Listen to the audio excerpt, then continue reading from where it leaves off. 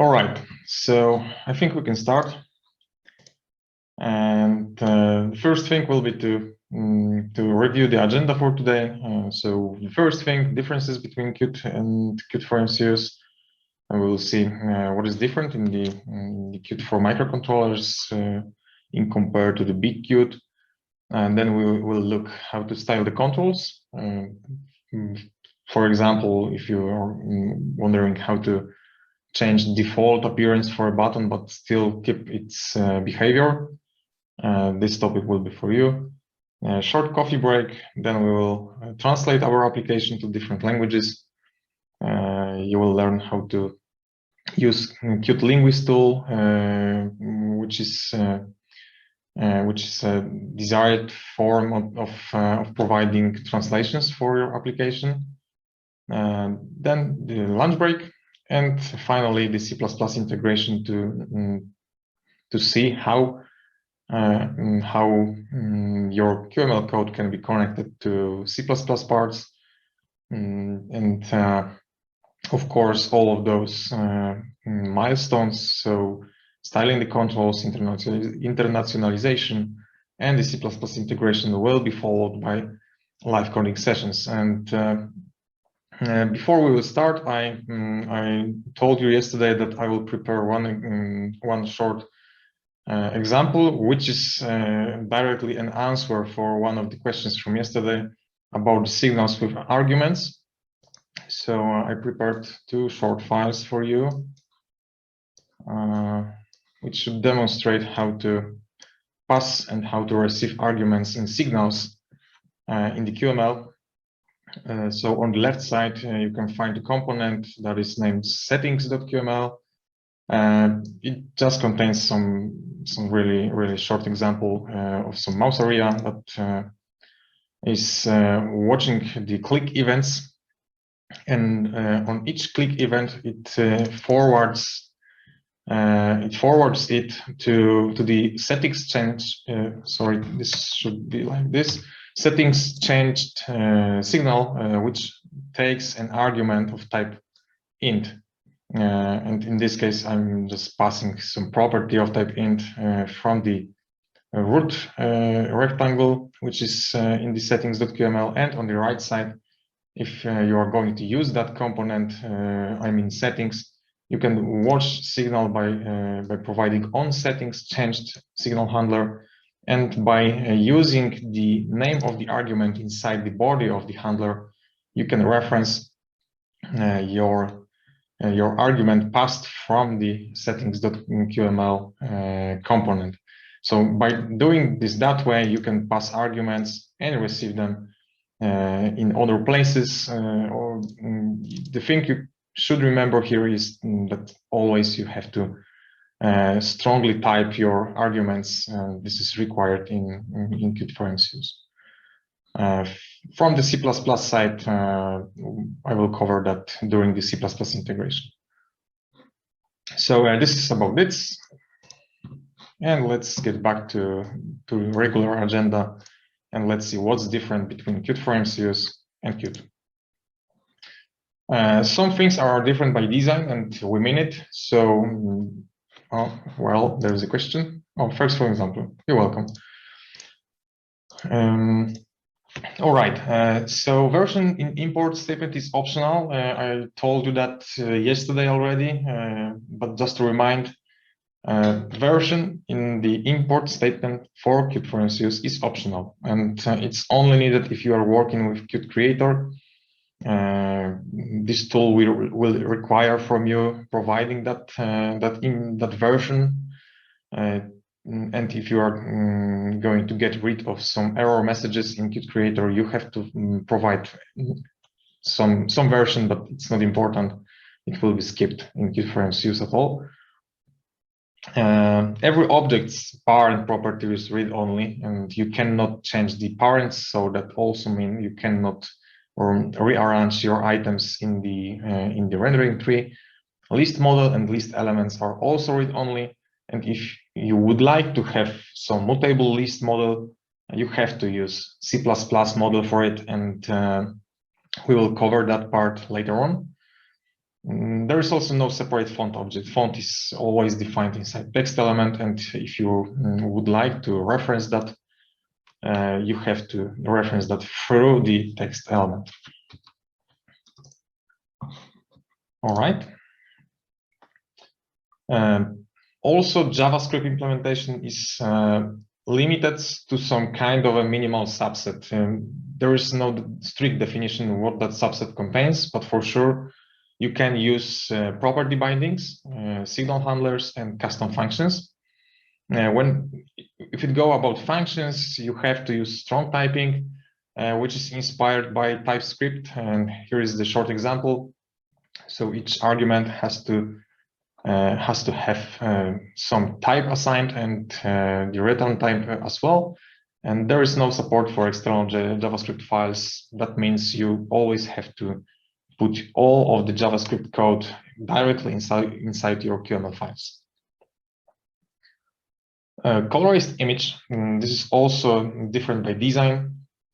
This is a type that is exclusive for Qt for MCUs, and it's not available in the big Qt. It's available through the Qt Quick Ultralite Extras module.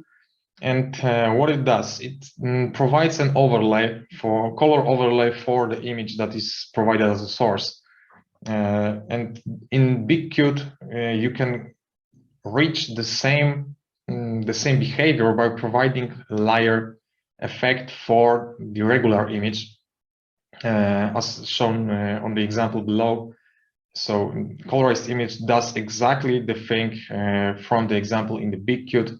So you're providing the layer that fills your whole image with a given color, and colorized image for Qt for MCUs does exactly this. And there is also a static text element, which is not available in the big Qt. Visually, it does exactly the same thing as a text in the both Qt for MCUs and the text and the big Qt. But the main difference here is in the performance. And so if you know already during the compilation time, okay, there is a question. Is it possible to add color gradient? Not at this point. Well, maybe from the other side. There is one platform that has a support for gradients, and it's supported in Qt for MCUs, but it's only currently it's exclusively only for one automotive platform. But there is a plan to add the gradients and support them on the various devices, given that if you have some acceleration for it or not. But currently, as I said, only one automotive platform has an APIs for it in the Qt for MCUs, but not all of them. So in general, it's not that easy to add the gradient. You probably would have to add an image for it. Right, getting back to the text. So the main difference between static text and text is again under the hood. So this provides you a better performance for the strings for a text that is not changing during the runtime. Means if you already know during the compilation time that your text won't change, so it's some kind of a static label or some other static text like a logo, for example, you can make it static text to save some RAM usage, to save some render time by pre-calculating a lot of values like bounding rects, like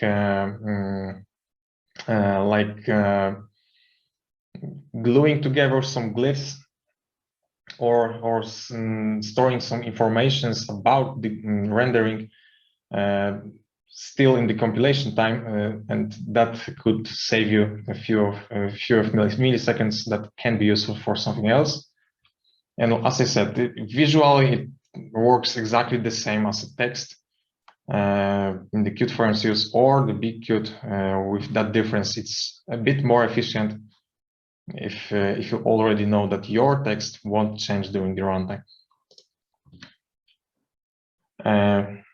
Well, so that was about differences. Of course, I'm not talking here about a lot of types from the big Qt that are not available in the Qt frames use. So if some type is in general not available, it's also a difference. But there are a few of them, few of the types. So there is no point of listing them here. You can always reference to the documentation online and see what types are available in the Qt frames use, and you have to work only with those or your custom components that are designed for your needs.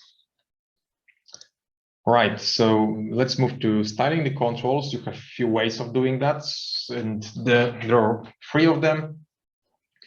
You can, of course, style the control in place. That means if you have some button somewhere and you would like to style exactly this one, you can override its appearance directly in place in the QML code where you are using it. And this solution is rather a thing that you probably won't use in the big projects, as sharing that style across different components of your application can be a tricky thing. So these are additionally 2 more options. You can create your own component in your project, which will implement your style control, and then you can reference that component in multiple places. And by doing this, you are sharing the single style across different components of your application. And again, maybe not again, and still there is a 3rd option to create a style library, which makes it possible to share your styles even across many applications.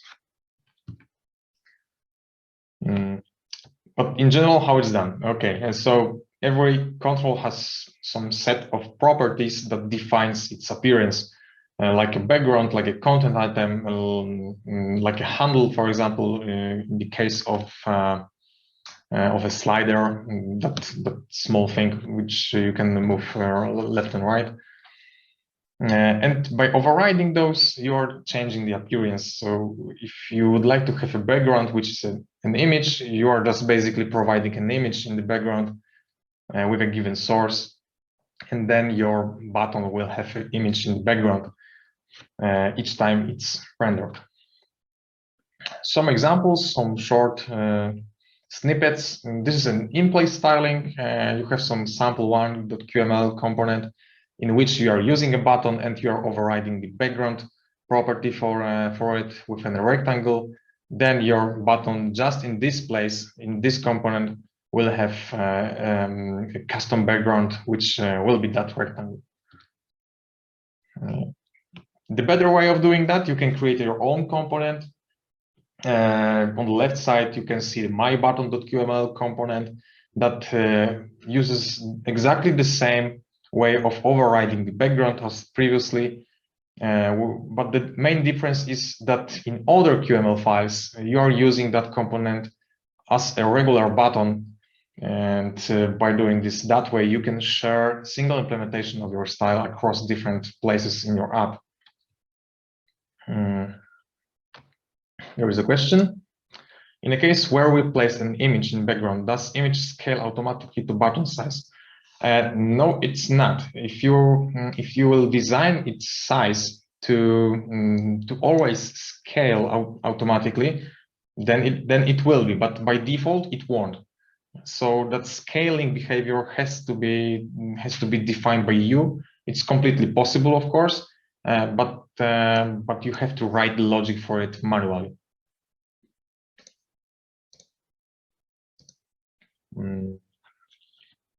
Well, so if it goes about creating a style library, you can combine the previous way of styling, so creating an own component, with creating a library, let's say, as this solution really only mimics creating a library, as any library is created at all.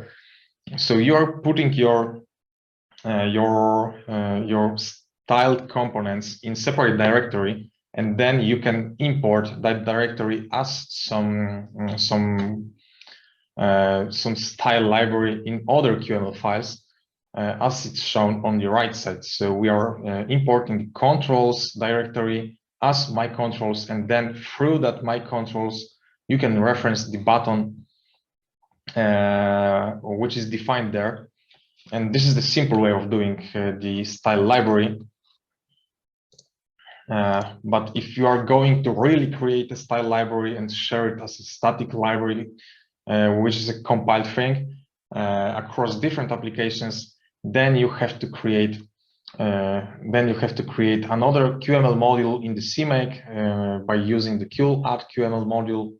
And in this module, you have to provide all of the QML files and all of the assets and so on, and that are used in this. And then finally, you have to link your application to with that custom module to have a visibility from your application project to that style library. It's a more complex way, and probably the most complex way of providing styles, but it gives you a power of sharing that styles across different applications. So it could be useful if you are creating some ecosystem of your apps. Yeah, and this is a short example, of course, from the CMake, where you are linking your application, which is called MyStyleLib, to your app. And there is the first live coding session in which you will learn how to style the controls, of course. Let me prepare for it. This is our previous application. And there is a question: can we change the number of elements and their position automatically? For example, in coffee selection, user wants 3 or 5 elements instead of 6 elements.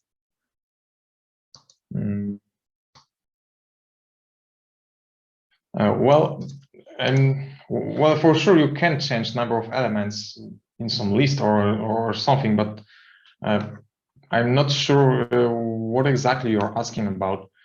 You're asking about this big list for selecting the coffees, for example, yeah, right? If so, then there is right. Okay, so this has to be done through the C++. I said before that the list models are constant in the QML, but if you are going to create something that is more dynamic, you can do this from the C++.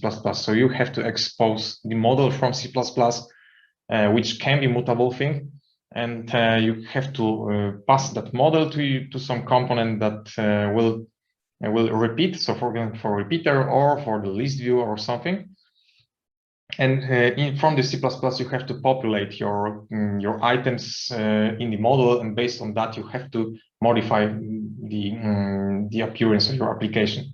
But we will cover that later on today, when we will be doing the history view for our applications. So probably this part of today's training will answer all of your questions directly. Right. Just to remind you where we ended yesterday, I will share the screen with a secondary camera. So this is our application from yesterday. We finished with a splash screen when the assets already added there. We have a nice background. We can start the application. Our list for selecting the coffees is also currently styled with a nice icons. We can enter the coffee parameters screen.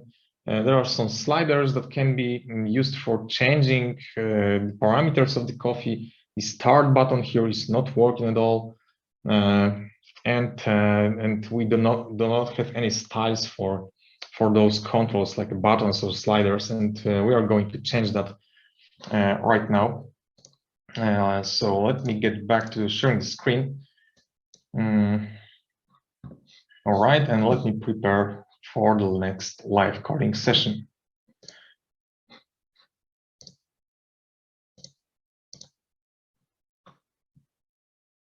All right. There is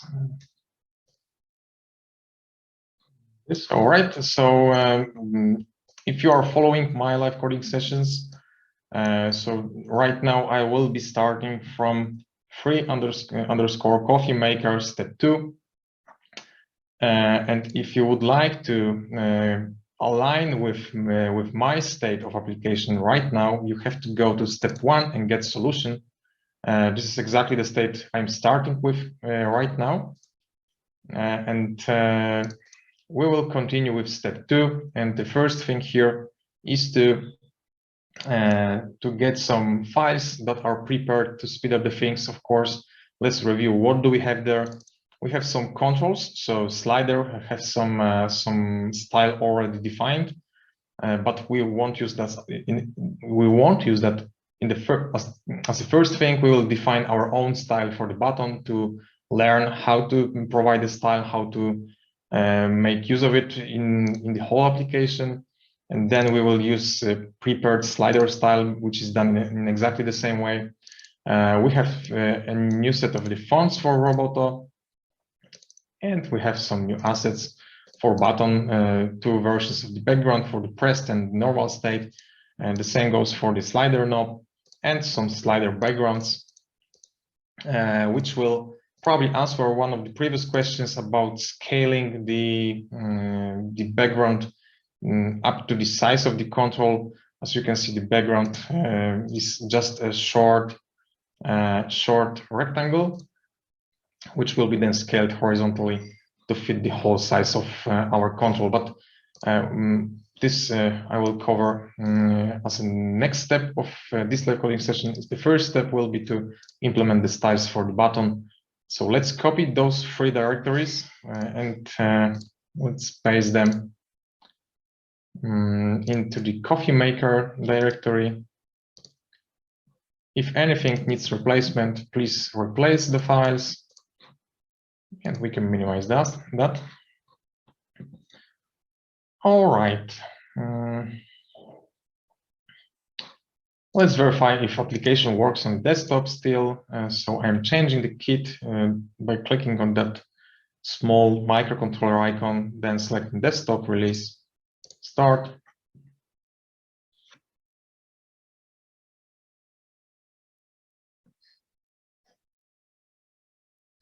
It still works. No styles in there.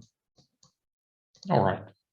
Close the application, and we can start extending our app with a new things. I mean, the resources. List of the resources is located in the file list.txt in the training materials. I will just simply copy those. And in the CMake lists.txt file, I'm pasting all of the new resources to Qt add resource macro. And those are button down, normal, button slider down, button slider normal, slider backgrounds, and slider fill parts are the new assets for us here. And I'm saving the file. Okay, so we have assets already included in our application. And I think right now we are ready for providing the style for the button. We are going to add new file for it, as we are going to create a component way of styling. Please click right on the project near the hammer icon and add the new. Then select Qt, QML file, Qt Quick 2, choose. Let's call it simply button. All right, and I will create that file in the controls directory. And let's click next and finish. All right. We have to add, of course, our new file to QML sources in the CMake lists.txt. Just let's do that. Save the file. It should appear on the left side after a while. Here it is. And right now there is time to define our control. control style.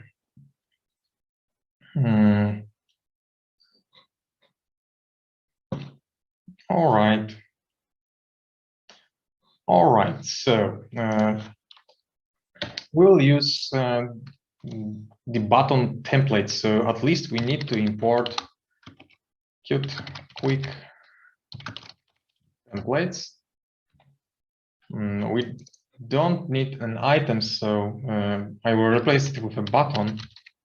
And also by doing that way, so by providing a button as a root component of our new component, we are forwarding all the properties of it outside.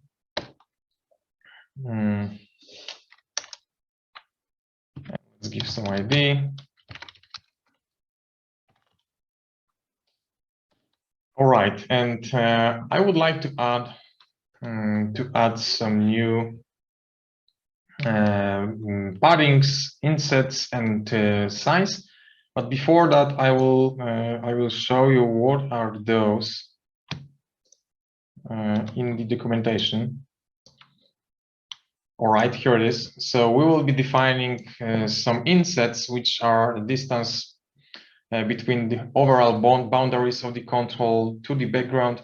I will provide the padding as well, which is a distance from the canvas of the whole control to the content that is drawn over the background.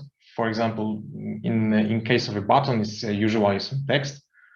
And I will define implicit width and implicit height. And what are the implicit things there? And this is something like a recommended size for the control. So if you are not providing explicitly width or the height, then implicit values are used for it. And of course, implicit height and width are the combination of the insets, height, width, and paddings. Well. All right, so I think we can right now define some of those. The padding will be a 70 pixels, bottom the same.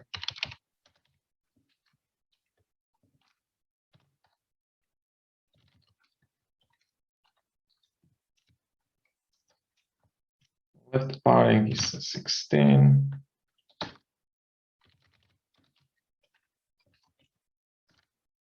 Right padding also 16. Some insets.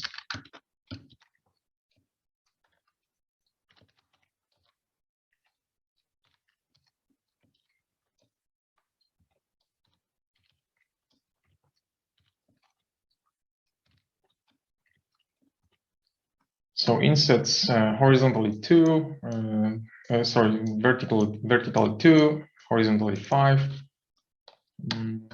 All right, and now is the time to provide an answer for the question. Can you once more differentiate between width height and implicit width height? Sure. So implicit width and height is something what you should treat as a recommended size. And if user, for example, or you are using your custom control somewhere, but you're not providing any width or the height explicitly, then implicit width and height will be used instead. And that's simply it.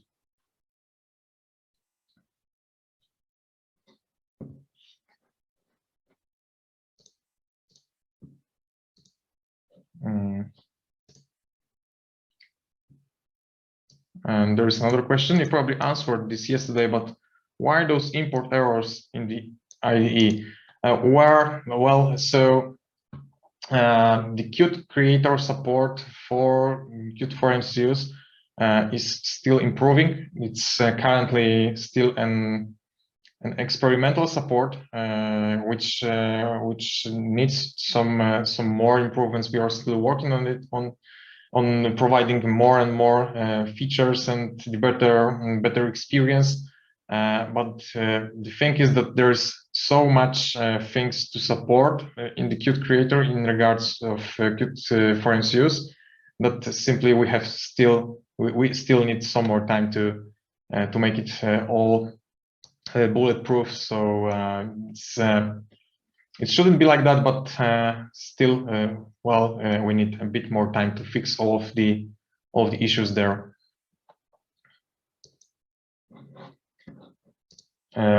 Right, so maybe by calculating right now the implicit width and height, it will be better to understand what those values are. So let's define implicit width.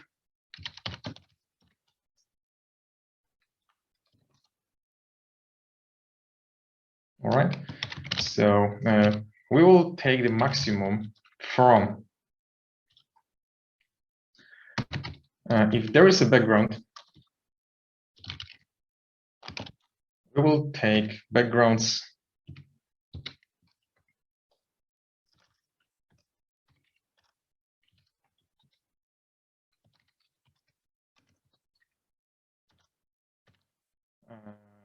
backgrounds implicit width or 0 if there is no background.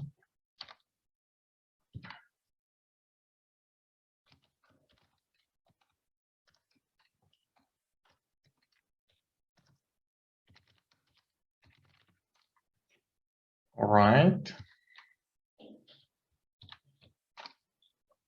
Or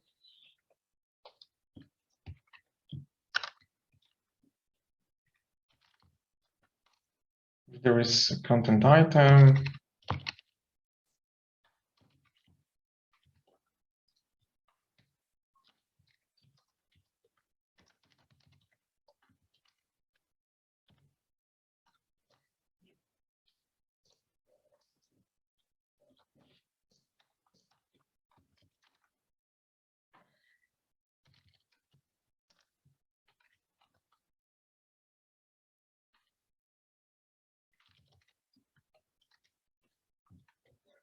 all right, so maybe right now the implicit width will be better understandable. So if we have a background or the content item, we are calculating we are picking its width, and we are adding left and right space between the canvas of the whole control. Between the whole control and those items. So in the case of the background, if there is a background, we are picking its width, and we are adding left and right insets. So from the left and right side, the space between the overall size and the background itself. And we are calculating the same for the content item. And based on that, which thing is bigger, we are picking that size as a width. To always fit the content or the background in the size of the button, and this implicit width will just tell the Qt for MCUs that if user is not providing any size for our control, let's use that one. The same goes for the height. Let me just copy this. All right, this is exactly the same way of calculating this. Instead of that, with that difference, there is only a height, not a width, and the insets and the paddings are taken vertically, not horizontally as in the width.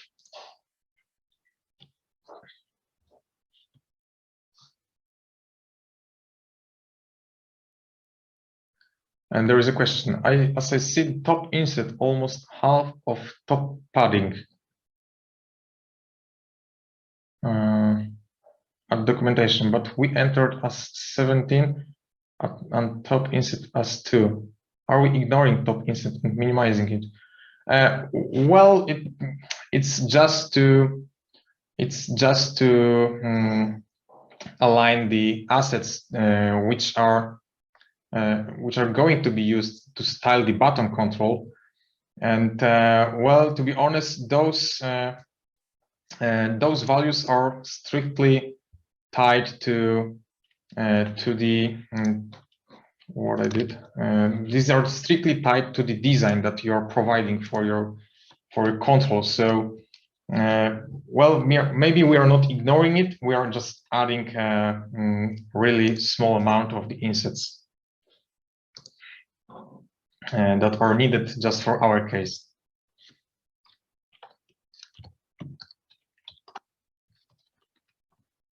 I will create some utility property, which is the read-only, so kind of a constant property.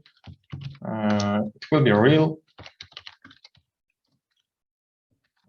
which will hold the value of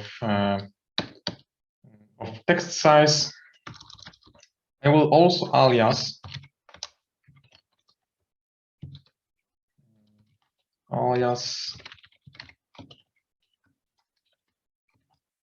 all right, some property to the outside.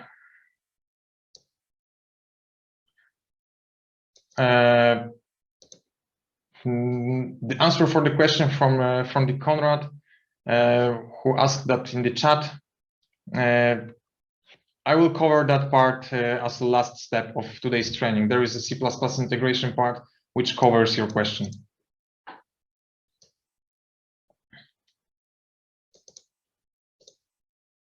Can we prefer not adding those top inset and fit background to the screen? Well, if you are defining the full screen controls, then I think yes. But if it goes about defining the control, it's rather not recommended to do so, as controls are most likely small icons, so small components across the screen, and Qt Frames just needs knowledge about drawing it somehow. So it's I would say it's rather a needed thing if you are styling the control. In general, you can get rid of implicit sizes if you are creating some components, but if you are styling the control, implicit width and height is a I would say the mandatory thing to define there. All right. So this property alias will just alias text's color, and we need that text component. So I will first define content item. So this content item is a property in the button template that defines how the content drawn on over the background look like. And in our case, it will be just a text with ID button text. All right. And right now I can reference this button text here. Button text color. And the property alias is just some kind of a reference. I'm exposing this property as an alias outside of the whole component. And once user will be changing the button text color alias from outside, it will be really changing the button text color from that text component. All right. Text, of course, will be control text. So I'm forwarding the text property from the button itself. Let's change the font for this button, and it will be size text pixel size, which is a constant property there. And it will be bold.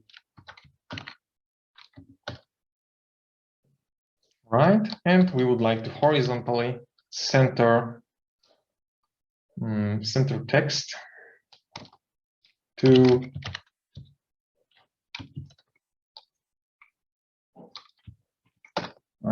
text horizontal center. All right.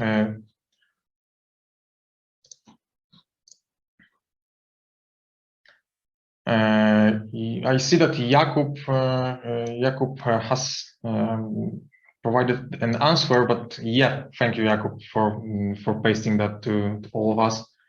As previously, it was only for the panelists. All right, so we can continue. Right.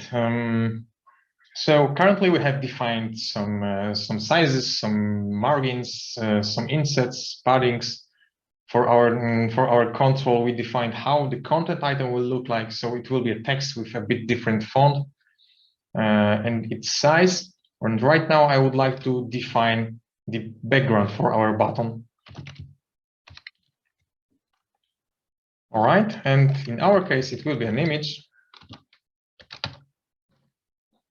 And that image will have a source, of course. And we would like to have a different source of that image. Depends of that if button is pressed or not. And the button itself has already the property for it. We are checking if button control down property. Button control, just to remind you, is just an ID for the root item, which is a button. We are changing the button. We are checking for the button control down property. And if it's down, then it means it's pressed. QRC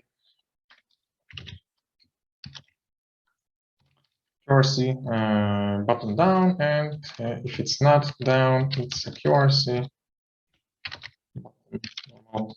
PNG. All right, let's save the file. And this is about defining the style for our button. And there is a question. What is the idea behind using font pixel size bind to a read-only property? It's just an idea to show you that read-only property is something available in the Qt FreeRTOS. There is no strict logic behind this. Just to demonstrate to you that there is a read-only property that can be used as some constant inside the control. To be honest, it can be generally removed, and I can even provide a 26 there, and it also could be fine. But just to demonstrate for you that it's available, it's there. I also see that Jakub is writing some answer for you, so let's wait for the more informations. Right, so we have our style defined currently, and we would like to use it somewhere. And the first place to make use of our new style for the controls will be our splash, where we are using currently the default implementation of a button, and I'm going to replace it with our implementation. And our implementation won't need default controls library, so I will remove that import, and I will import controls there. So controls directory is imported as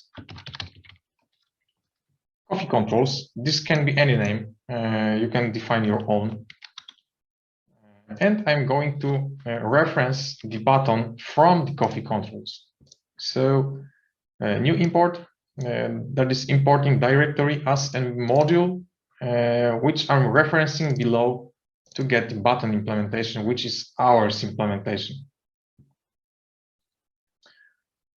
All right, let's try to compile this. Save all.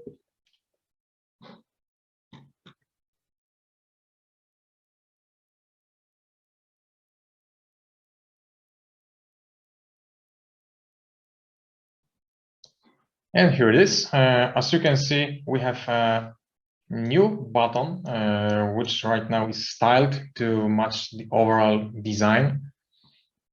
If I will press the button, it's changing the asset below, and we have a nice effect of pressing it. But as you can see, the rest of the buttons are still not styled, and still the slider is not styled, so we are going to modify this by going to coffee parameters screen. And there is also a button which is currently the default one, and exactly the same way as previously, I'm going to import the controls, coffee controls, and I will copy that and paste it there. to have a new style applied also in this place. And I could also make use here of our alias property, button text color,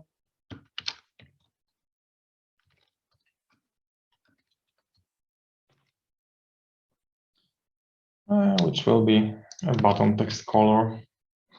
All right, let's try to build it and run again.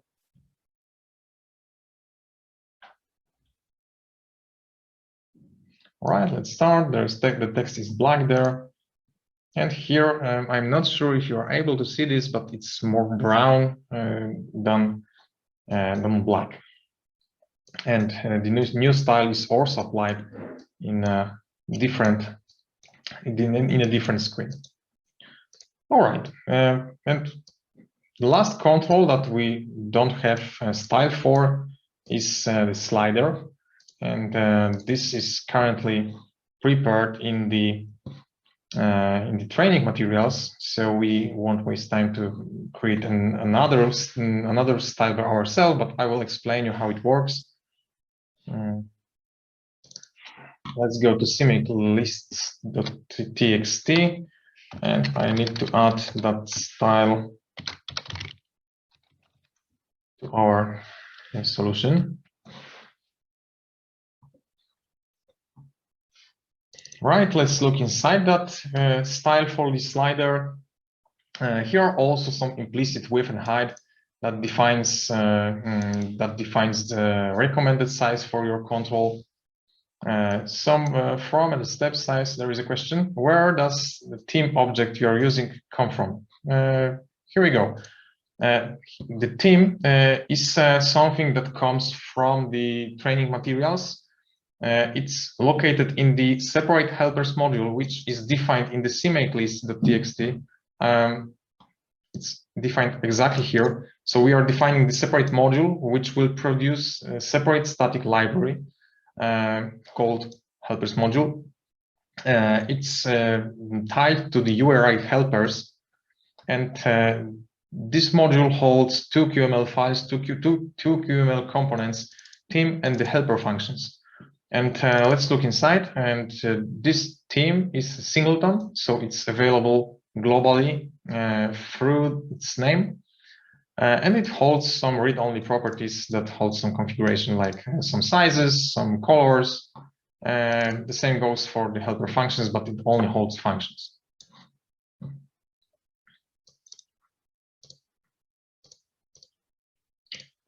Well, getting back to the slider style, it also defines some properties, like from which value it will start reporting the values that are on the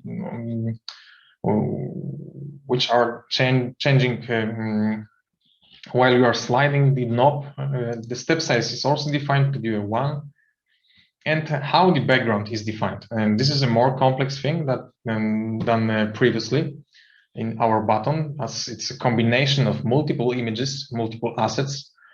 Let's look for the background.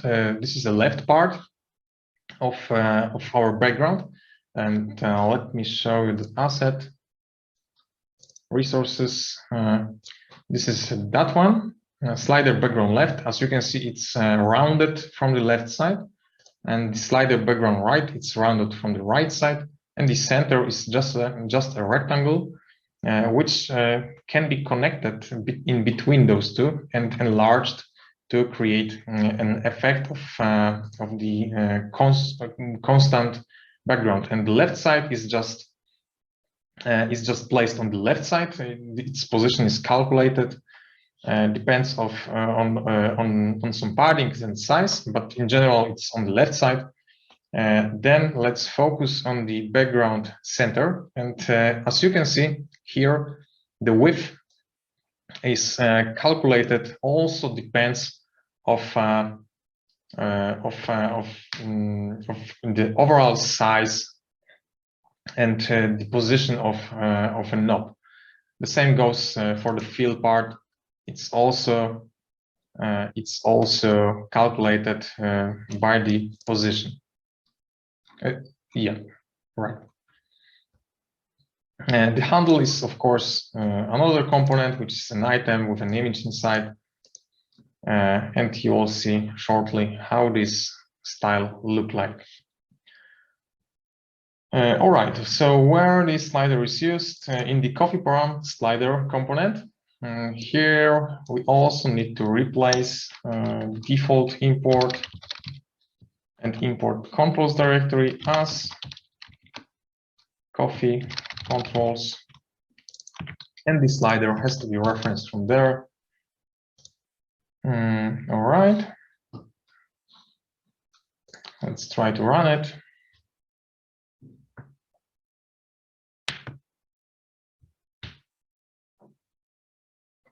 All right, there is no change, and let's verify. And we have a new style for our control directly on the screen.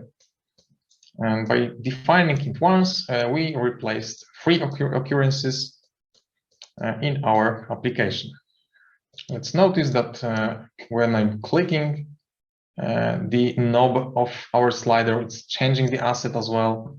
So we have also a feedback for the user that he's pressing that thing. All right, and currently we do not have any control that is in general using the default styles. And to prove that and to save some memory in the binary, we can get rid of linking that default styles. And let's go to cmakelist.txt and let's find where we are linking default styles. Here it is. There is a question. And X and Y values for images used in the slider are relative to what? Well, okay. Those are relative to the overall size of the control canvas, let's say. How can we arc the slider? This is not a simple thing. Already default controls contains, well, maybe the first question, I thought that this is the same person who asked for those. The X and the Y values for images used in the slider are relative to what? So these are relative to the overall canvas of the control. So let's imagine the control is, well, has some space reserved for it.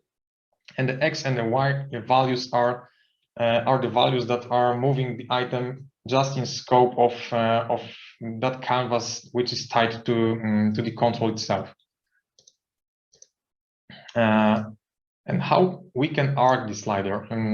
Well, as I said already shortly before, it is not a simple thing. You cannot just simply arc the items by arcing by doing some mathematics. At least in the Qt frames use, but you can use one of the controls that are delivered together with Qt frames use. There is a kind of an arc slider which you can use in your application, but in general it has to be a combination of some assets previously prepared. This is a different style, I think. Also, I think that Jakub has answered your question, so you can always see the text response for it. Right. So as I said, we are not using the default styles library, so we can remove linking with Qt Quick Ultralite Controls type default, but we still will need the templates library that will hold the raw skeletons for the controls, and this is called Qt Quick Ultralite templates. Save, and let's verify.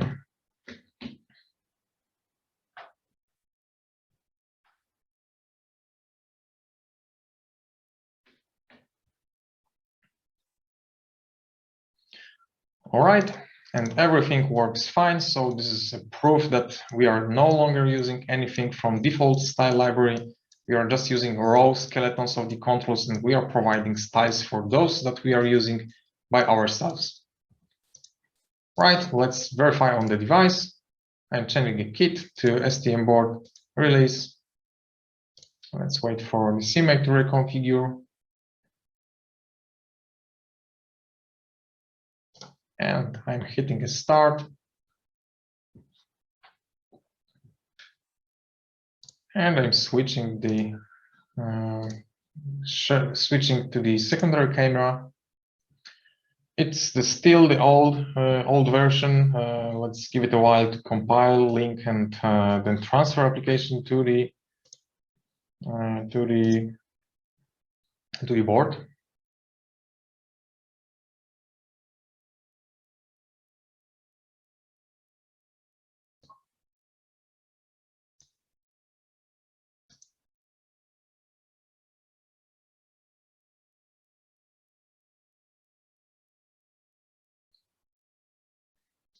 Still need a while. The build process is still ongoing. There's a lot of new changes that we made to our application, and recompilation of new assets and new QML files will take a bit.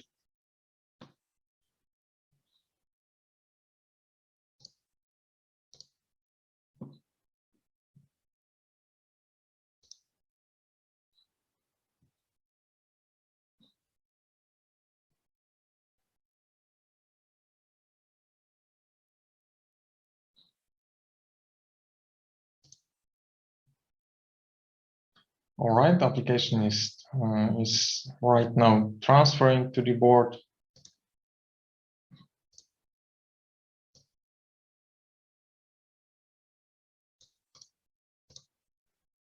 Will it be possible? There is a question. Will it be possible to discuss more about positioning of the images used in the custom slider? Of course. And just let me show you results on the board, and then I will talk more about positioning of those elements. Right. So as you can see, there is a new style for the button, also on a device. Let's press it and let's verify the parameters screen. Also here, we have exactly the same styles. So no changes to the code, exactly the same application that we're running on the desktop is running on the MCU device. All right, let's get back to the Qt Creator, and let's discuss the things you are interested in. So positioning of items inside the slider style. So let's focus on the background. We have as a root for the background is just an item which does not draw anything, and inside that item we have multiple images instantiated, and let's focus on the first. So this is an image for the background. For the left part of it, each background will be a composition of 3 assets: left, center, and the right side. And the first one is the X is by default at zero. Sorry, so it's not provided there. So only the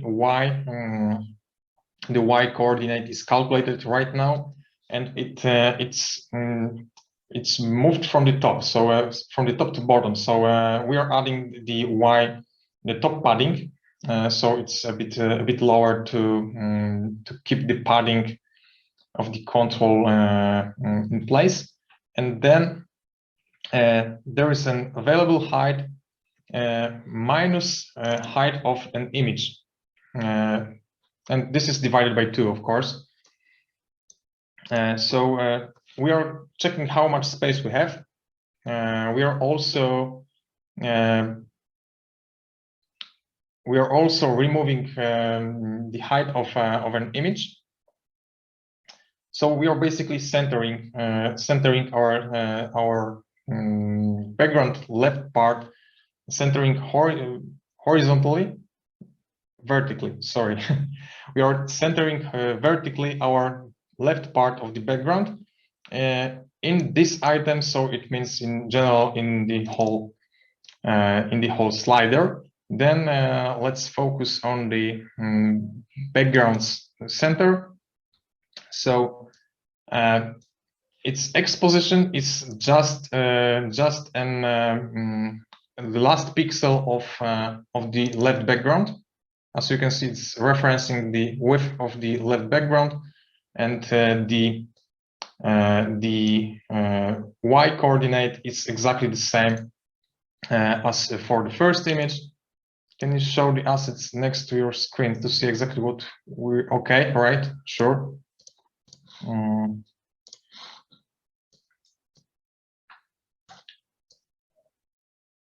All right. So we are just right now talking about those three assets, and the left is that one. So this is that part of my my implementation. So this is the X is 0 by default. The Y coordinate is the calculation of available space, and in that available space, we are just centering our left background asset vertically.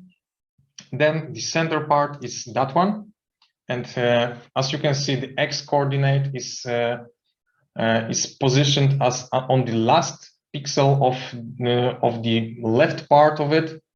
Then then vertically we are again on centering our background, and we are calculating the width. So we are taking the whole width of the control, and we are just getting rid of width of the left and the right side to stretch our background to the size of the space that we should fill with a background. And the right side, let's find it, background right, this is that asset. Well, so this is positioned on the top right X coordinate at the end of center part, and horizontally, well, again, vertically we are centering that part. So we have the nice whole bar with a rounded endings. And by positioning left side on left, center is positioned just after the left asset. It's stretched, and after last pixel of this stretched background center, we are putting the right part of our image of our background. And for the fill part, it's located there is a fill part for the left. This is that that asset.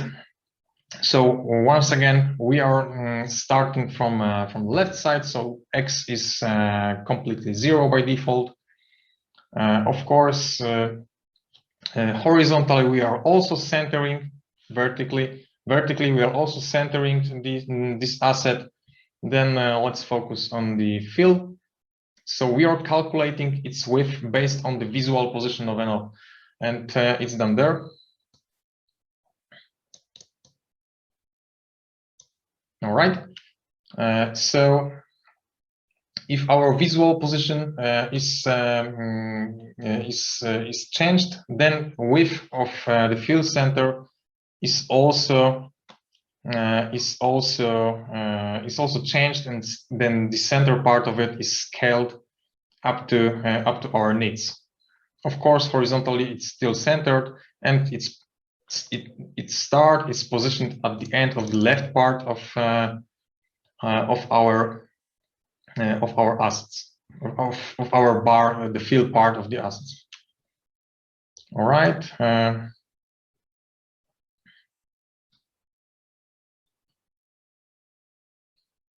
All right.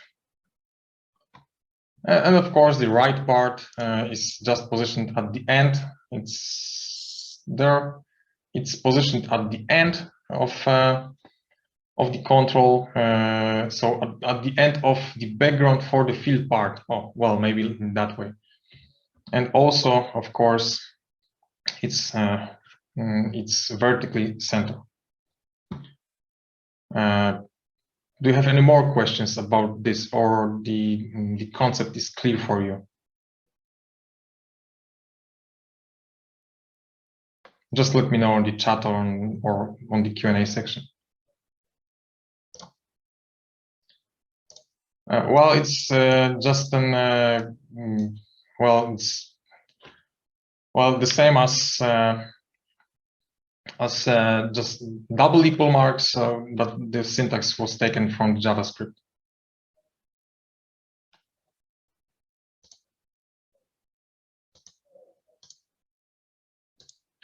All right, no problem.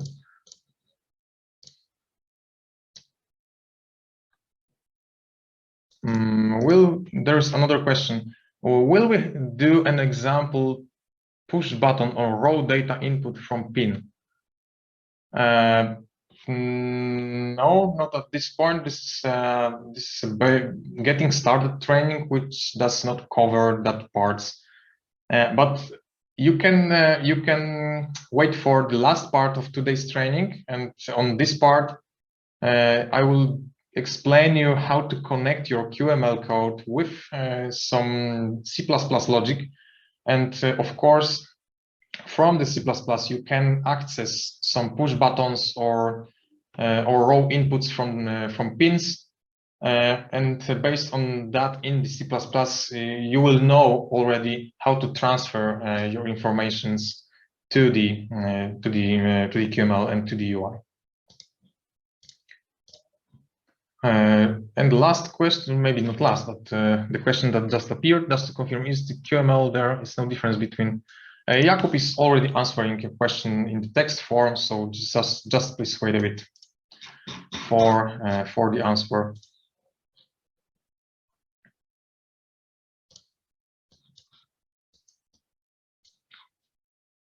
All right, so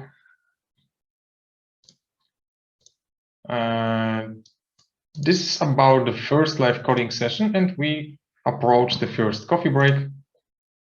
So I will prepare the timer. So if any more questions are there,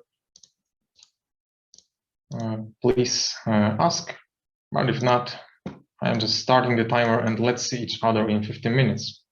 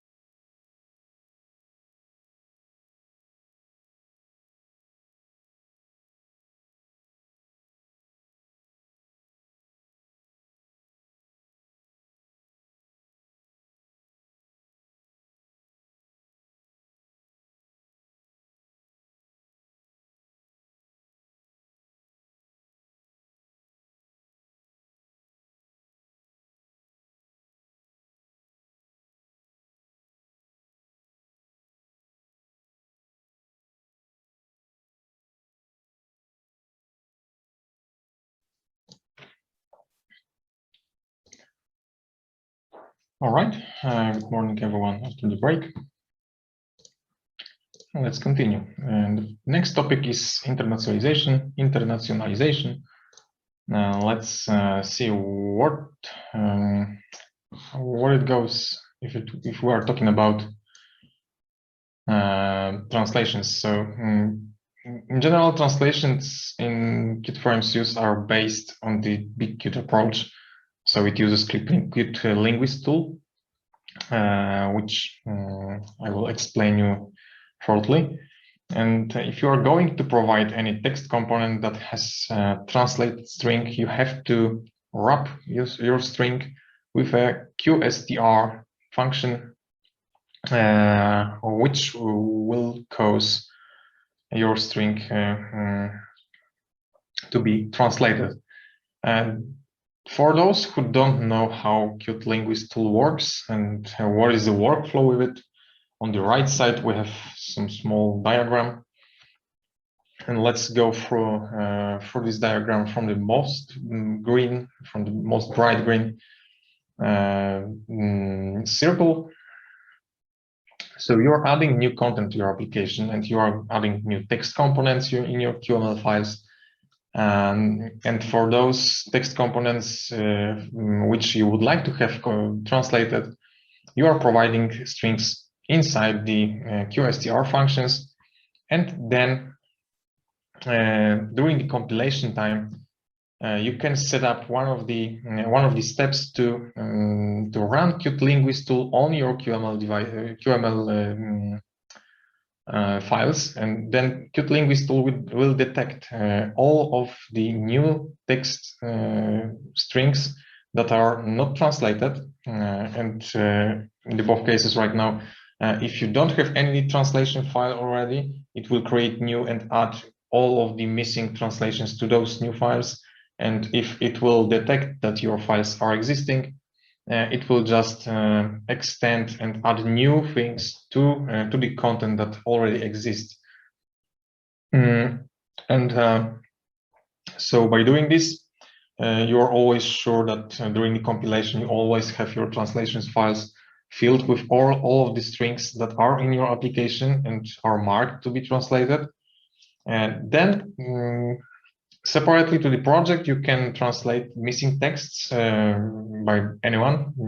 To be honest, you can share those files, as those are the normal XML files, and Qt Linguist tool also provides you a visual way of modifying those. So you can pass those files to some translations team. They can translate it. Then you are updating your solution with that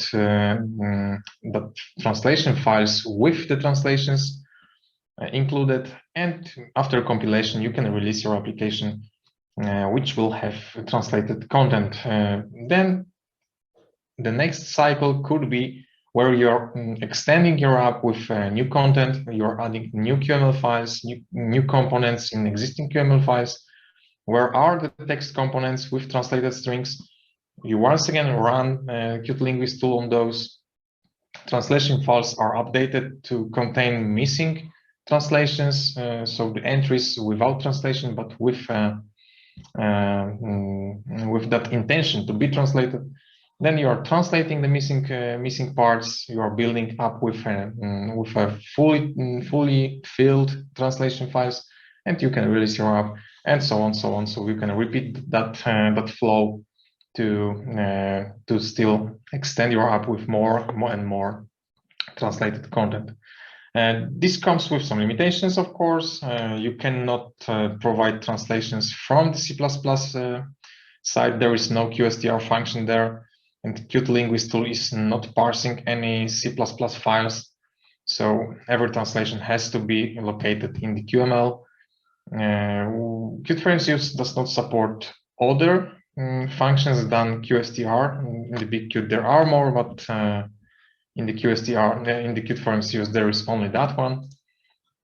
And there is a question. I assume switching the language on the fly is also supported. Is that correct? And will it be demonstrated later on? Yes, it's supported and it will be demonstrated. And of course, maybe not of course, the plural disambiguation is not supported. So you cannot have the plural versions of translated strings. Well, you can, but you have to do the logic by your own. So, maybe this will answer a bit your question. So the current language, which is set, is held in the global property as an ISO language code as a string. This property is globally available and it's a read-write one, so you can use that to check which language is currently set. You can check if any language is set at all, and of course you can use that to override the language. And when no translation is applied, of course, there's an empty string. On an example, you can see that there is some language button, and you can check for the language if it's checked. You can check for the language if it's a Japanese language, and if so, it will be checked. From the CMake perspective, you are defining translations with a new macro, Qt target embed translations. This will create another CMake target for updating translations. So if you will use that macro, you are defining that, all right, I will have translations for those languages. And after defining that in CMake, CMake will generate the target for you, which after calling will update your translation files. Also, by calling Qt target embed translations, you are telling your project to embed your translations in your binary, in your application, in the binary form. So that's also an important thing to know. And of course, every language is a separate translation file that holds different translations. Previously, I told you that glyphs for text are generated only for those characters that are found in your QML files. But you can wonder, there is a question. Yes, it's possible to change the language during the execution. Yeah. This also will be demonstrated during this training, shortly in the live coding session. So please wait a bit, and I will show you how to do this. Well, glyphs are normally glyphs are generated for fonts, only for characters that are found in your QML files. But you can imagine that if you have multiple languages, it could be a bit tricky, as some of the languages are using different characters for different words. And also you can wonder how to make sure that the input from the user, for example, from the keyboard, is always covered with your Unicode characters and the glyphs that are generated. And to overcome this problem, there is a font Unicode coverage property in the text component, which you can override. And by doing this, you are extending the set of the glyphs that are generated for your application.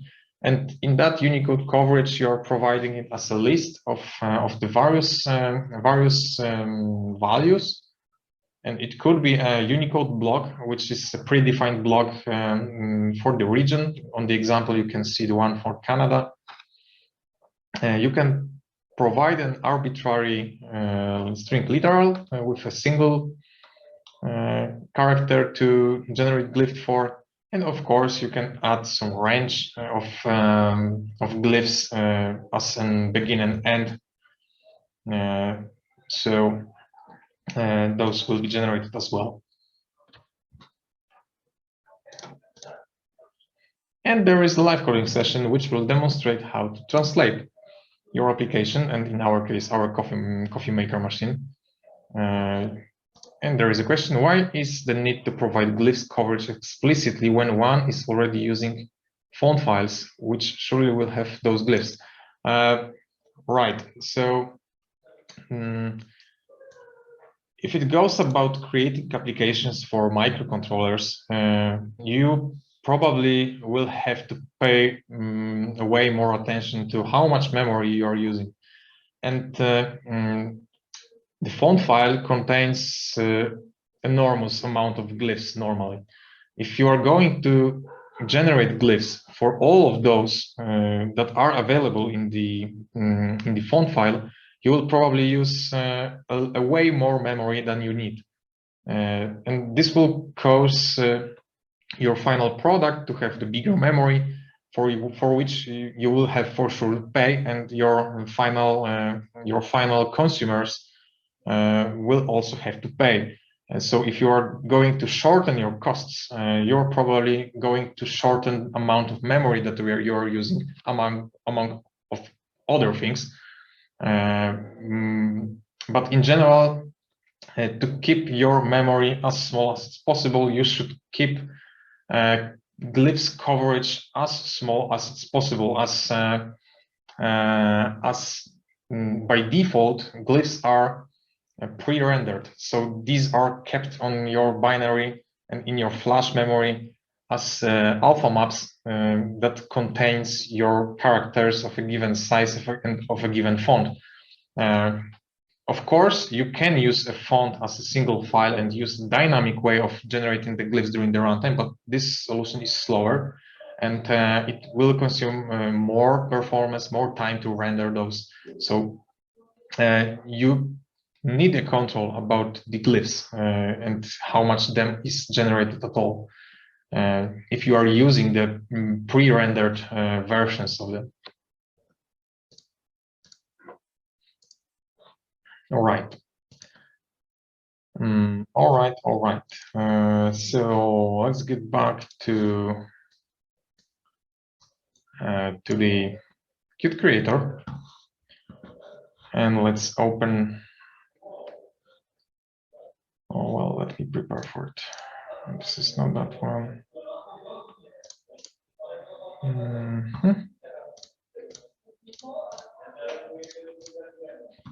All right, Qt Creator.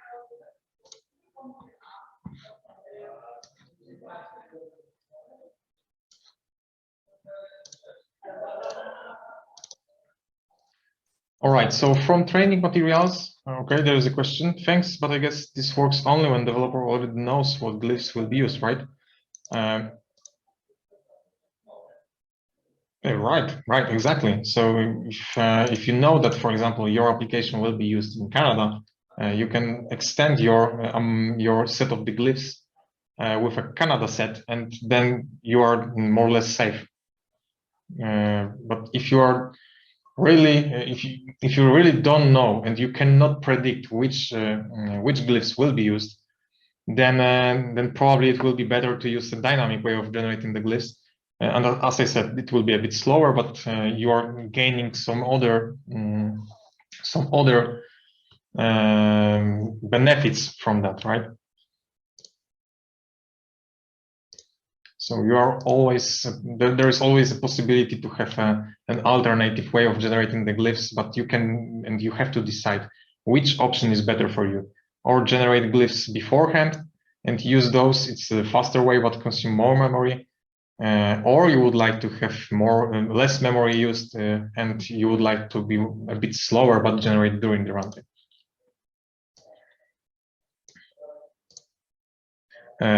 Yes, if you are using a static text instead of a text, you always have to include fonts, because static text has also glyphs generated based on some fonts. Let's imagine if you would like to have some, for example, well, Times New Roman font in your application. Your static text has to know that font before it will have the font generated.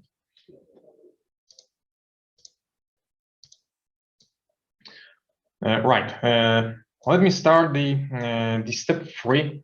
So for those who would like to align with me and were lost during the previous live coding session, you should have the solution from step 2.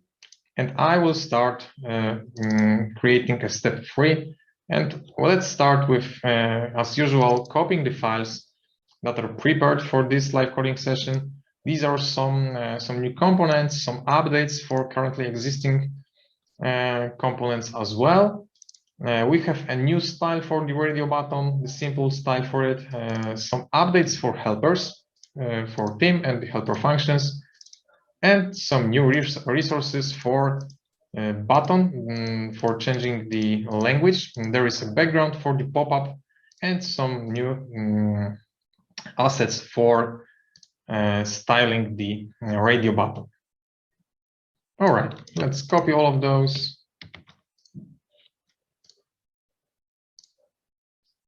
Coffee maker, paste, and of course replace all of those files and minimize the window. Yes to all.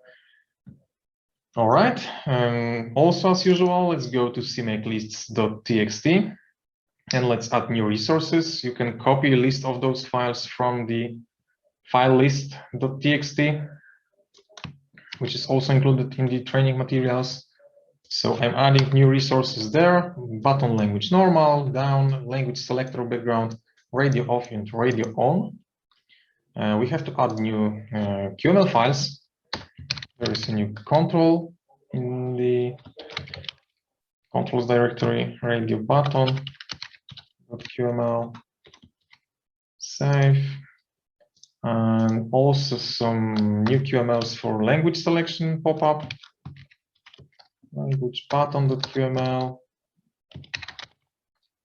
language settings.qml, and language radio group.qml. And we have to define that our application will use the translations, first of all. So let's add that by using the macro for it, qul target embed translations for coffee maker translation.be.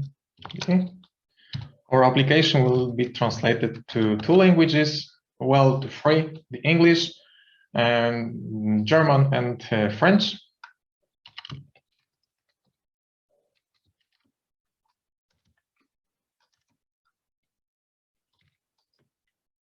Right, and we would like to have access to our translations also from the helpers module. So that's why we are also embedding translation files to this helpers module here. Both targets will share the same translation files. Okay. So right now we would like also to have, we also would like to be sure that each time we are compiling our application, we have our translation files up to date.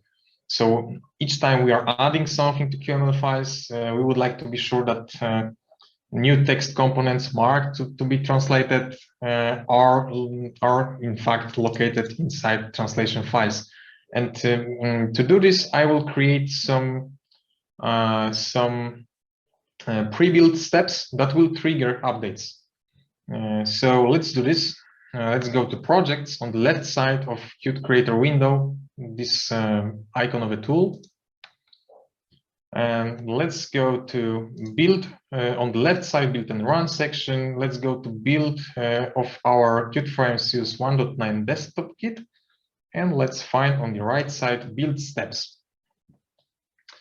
We are selecting add build step, custom process step. And right now we have to fill this with arguments. And let's find cmake as a command. It's located in the Qt installation directory. Let's go to Qt root installation directory, then to tools, cmake, bin, and then cmake.exe. All right. And in arguments, we have to provide what we would like to do before building our application. So for sure, we have to add build, /build dot for this directory. As we are starting with build directory, it's defined below /target. And target for translations that is automatically created for us by the cmake macro is called update some translations. All right, we have to move it up by clicking the arrow. Okay, let's save and do the same for the STM board. So on the left side in the section build and run, I'm clicking build for Qt for MCUs 1.9 STM32F769i discovery. And on the right side, let's find the build steps and click add build step and select custom process step. As a command, we are selecting CMake again. And in the arguments, /build dot for the current directory, /target update translations. Do not forget to move it up and save. Perfectly. All right, there is a question. What does this build step does? All right, so this build step is triggering the Qt Linguist tool, and this Qt Linguist tool will go through all of our QML files and will search for strings that are going to be translated. Then it will update our translation files with the missing texts to be translated. And well, basically, this will do exactly this. So this is a step for generating and updating our translation files with the content that we have in our application. And just to demonstrate you a bit, this maybe let me open not this. Here it is. So let's see to Coffee Maker directory. So this is directory with our files for our application right now. There is no translation files at all. And right now, let me trigger a build and let's see if those files will be generated by this update translations target. Let's go back to the edit section. And let's try to build it for desktop for now. So I'm picking release for a desktop. Okay, some configuring problem is there. All right, there is some problem with our.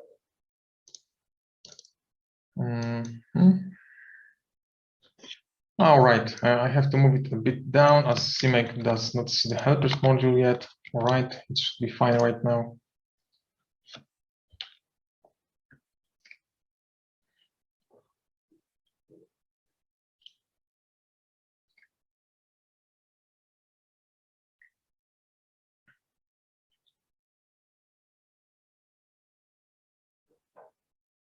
All right, so application has been built. There is still nothing translated, but let's verify what happened to files on our file system for our application. As you can see, there are new files for translations. And let's review what those files contains. These are some strings that are not translated yet. For example, from the helper functions module, we have coffee strength string to be translated. We have a location from where this string is coming together with a line, and this comes for all of the strings that we marked to be translated. And let's search for the string start that is on our button on the splash screen. And there is no string for start. And the reason for it is because we do not define QSTR function there. So each string has to be marked with QSTR to make sure that it's going to be located in the translation files and then finally translated. Well, maybe let's review what changed in the application before we start extending the code.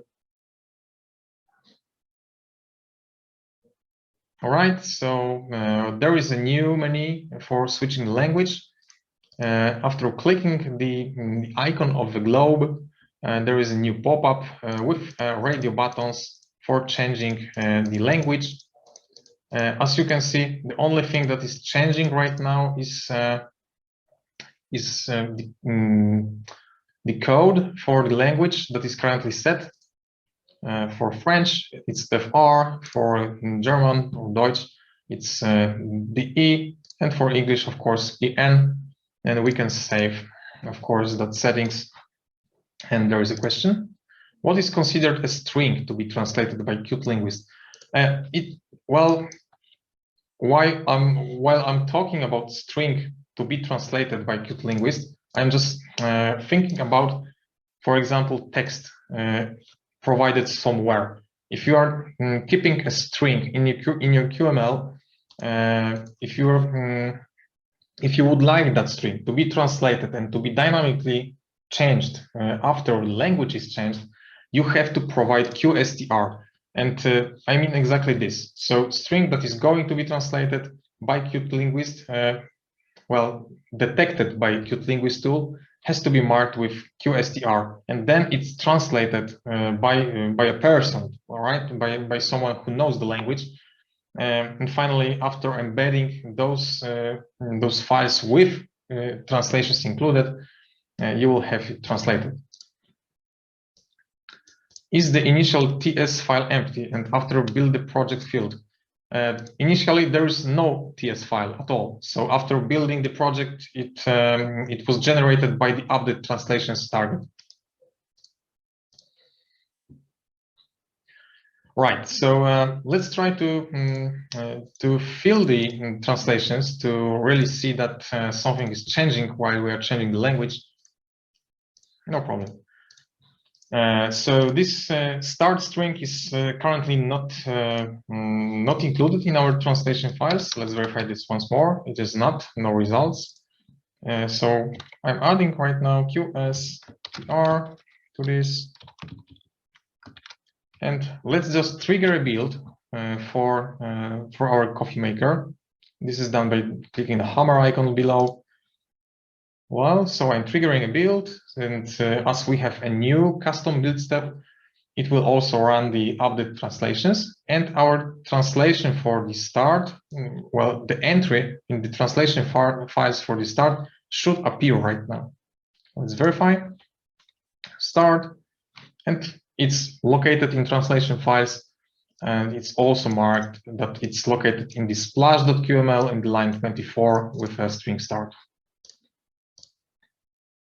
And there is another question: if I have some QSTR string translated and change my initial string, not translated, how translation file will be updated?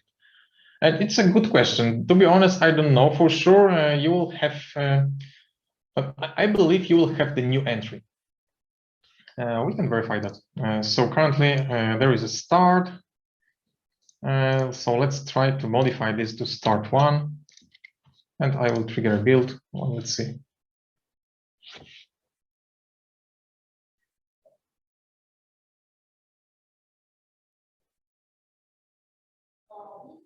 All right, and let's see what happened. Oh well, right. So Qt Linguist tool is that smart, so it can detect that the old source was a start and the new string is a start one. So you will clearly see the difference and the history, let's say.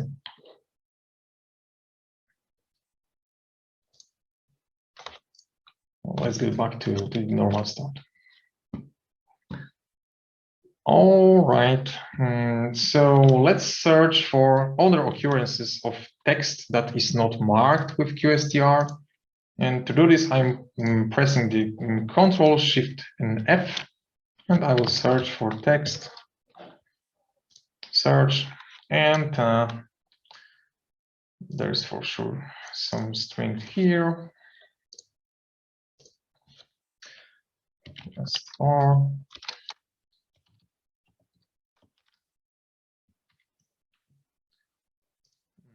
All right, then language settings.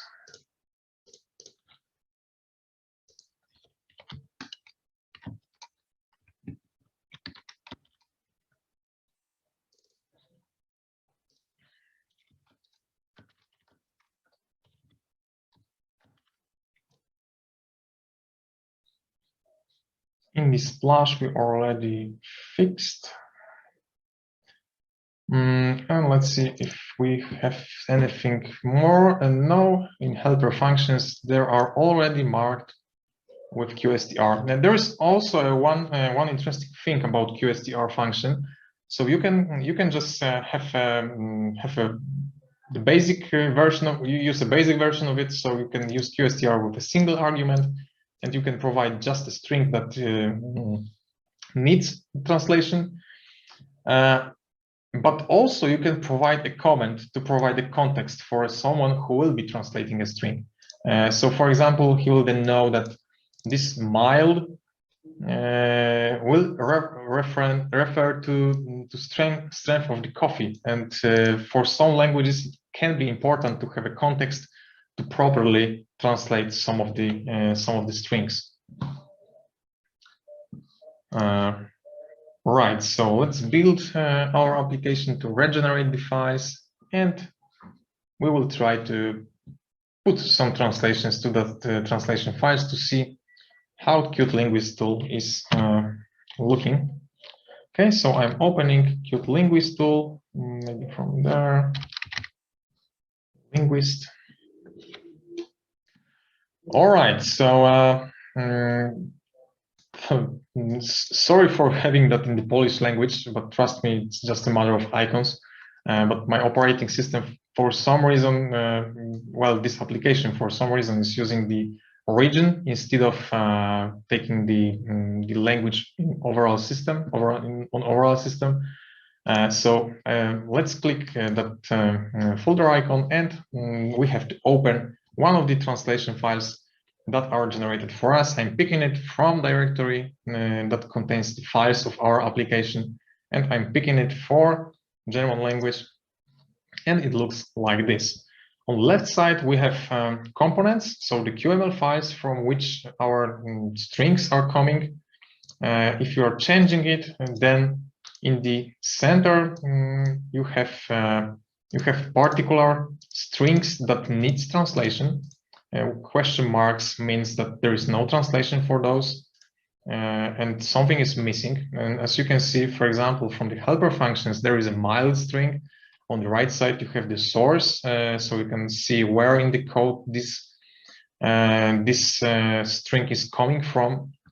You always also have comments for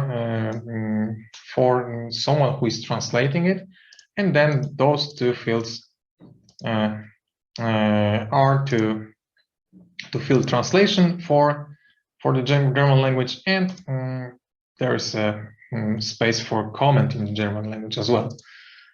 Let's try to fill the language setting strings, and we are going to translate to the German language right now. And so language settings in German is that thing. Sorry about this, I cannot pronounce this one. And the save is this thing. All right, do not forget to click the save. So this floppy disk icon. All right.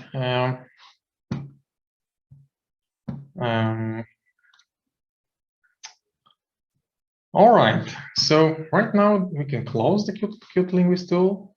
Once again, let's verify that we have saved that. All right, close, and we can try to run our application. It will be built again with new translation files.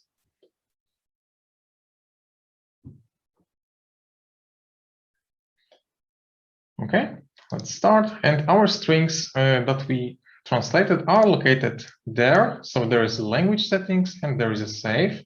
And after switching to German, I should be able to see new strings. And here it is. So just by filling the translation files, we are changing the things that are appearing finally in our application. All right. Let's close this. We have already all translations ready. So let's go to training materials, step 3, and solution. And let's take from the solution those two translation files And let's paste those to our application, replace, and let's build that again.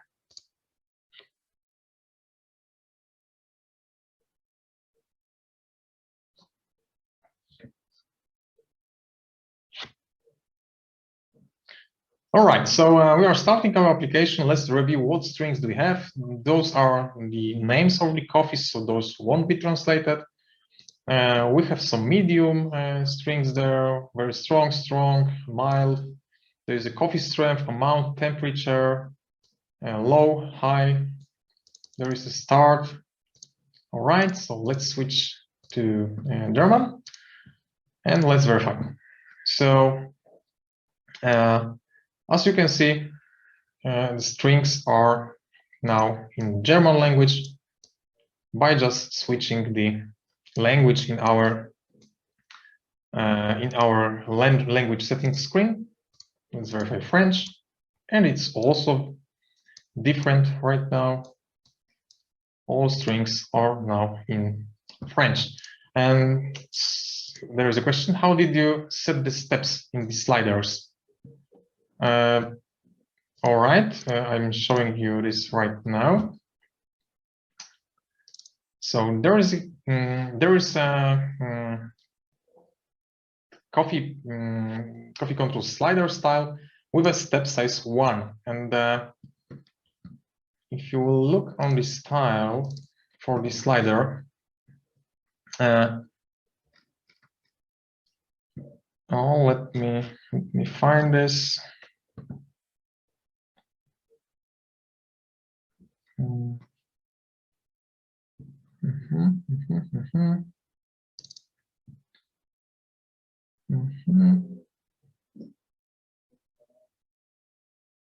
All right, just wait a bit.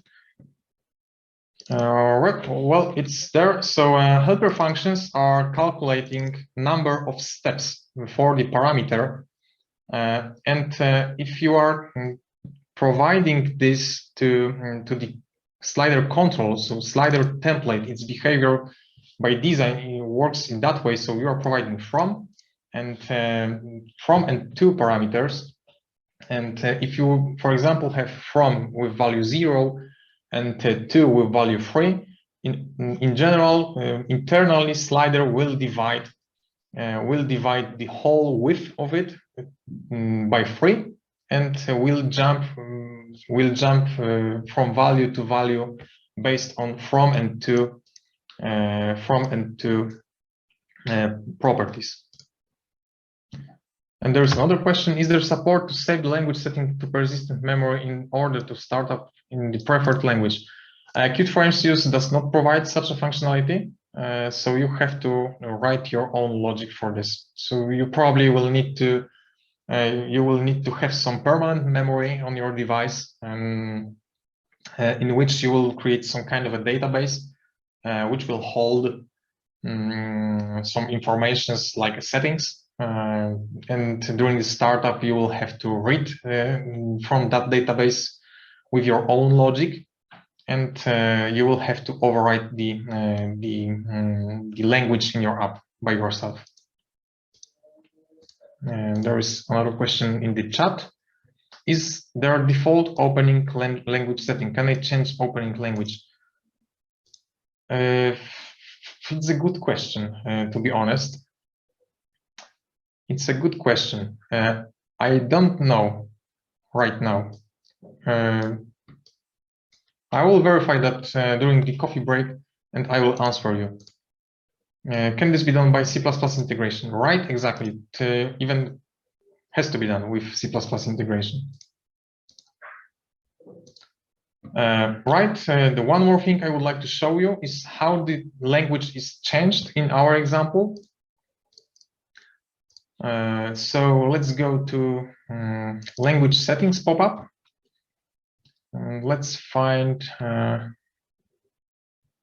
where this save clicked. This is not that one. Ready group. All right, so there is a function which is called each time when some of the radio buttons are clicked. And once it's clicked, we are just overriding the global UI language value, which is triggering all strings to be updated.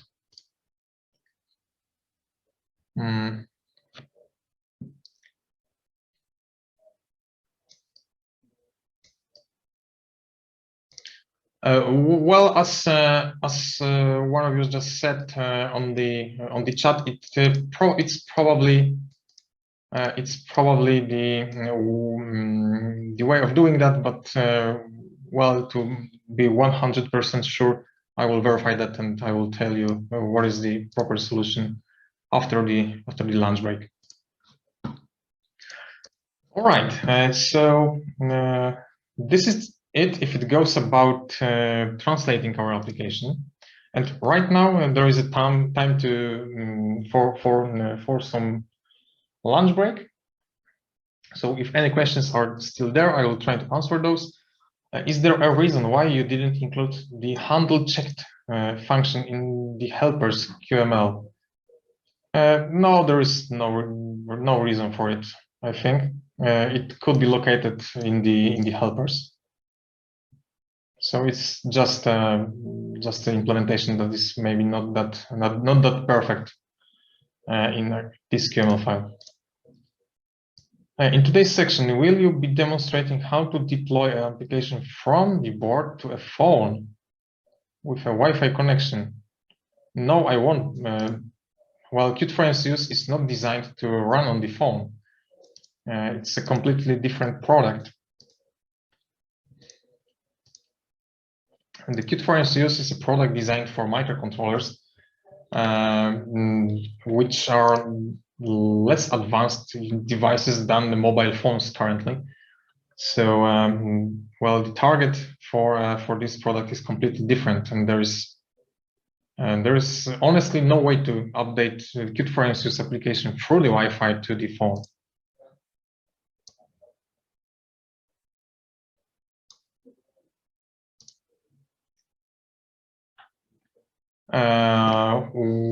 Well, there is probably not currently.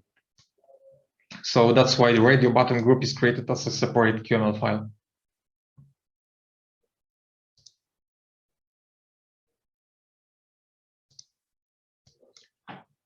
All right, are there any more questions before we'll go to the lunch break?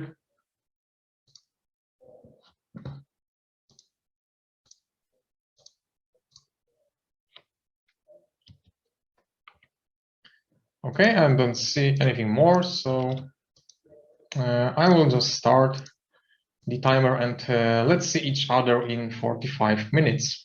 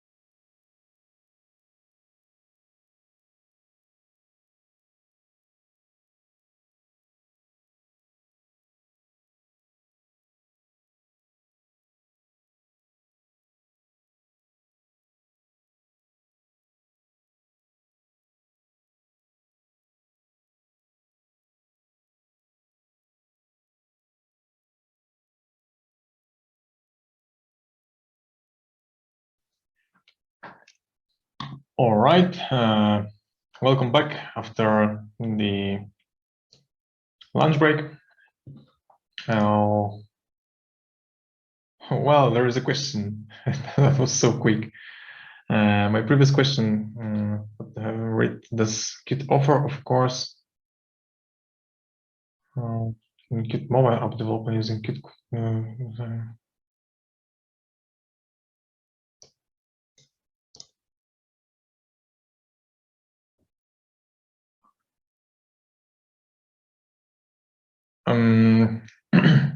I'm not sure. Probably you should check the main Qt page. There is a sub page with trainings, and if there is any, so well there is, but I think there could be no such a training. I can ask about this internally. If you could leave me an email about this training and what are your needs exactly, then I can answer you after the training sessions. Thanks. All right. There was a question about default language before we go to the lunch break, and the answer were pasted on the chat by one of you, and Jakub has confirmed that this is the way to go. So you have to use omit source language option in the Qt target embedded translations, and then the first translation file that is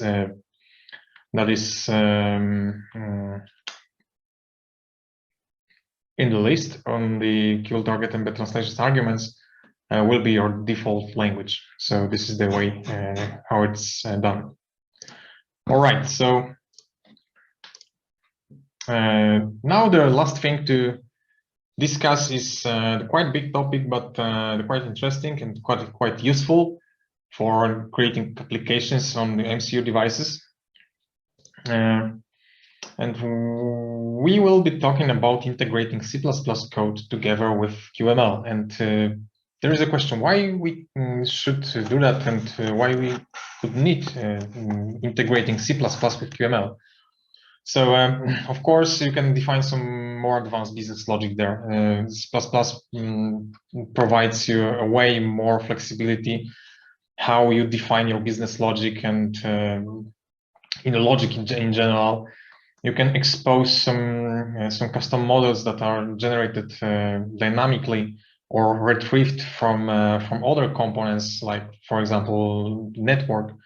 You can perform some hardware input-output operations. So, for example, as one of the questions were there before, you can operate in C++ on some GPIO pins or read some values from ADC, for example, or any other hardware components, and you can display such an information through the QML on the display. You can also interact with other software modules that are not Qt for MCUs related. So if, for example, your product does something in the software based manner, you can always connect your UI to that piece of the code through interfaces that Qt for MCU provides you to connect your C++ code to the QML. You can also create custom main function. That's also a possible thing. You do not have to use the default entry points that are provided for convenience. How it's in general done? It's done by exporting some C++ classes to the QML. And each class can define each class that you are exporting to or exposing to QML from the C++ defines a new QML component of the same name as the name of the class. So, for example, as on this slide below, you have some header, and in this header you are defining the struct big state. And this struct will become will be translated to the big state.qml which forwards properties, signals, and functions to the QML exactly in the same way, and keeping the types and behaviors exactly the same way as it could be defined in the QML. The only requirement to export some struct or the class is to inherit from the QL object, and by doing this, you are able to export your type to the QML. To define which classes you would like to export, which headers contains classes that you would like to export, we use QL target generate interfaces macro, which makes C++ classes visible to QML code. It parses the C++ header and creates a QML file with an equivalent of your class. Then the other tool, QML to CPP, will take that auto-generated QML file for your interface, and it will understand that you have implementation in the C++ for your interface, for your class that you are exporting, and will not generate another C++ version of it. It will just connect your implementation together with auto-generated C++ files from other QML files that are arbitrary QML files. All right, there's a question. Do the C++ part and QML part execute in their own threads or process?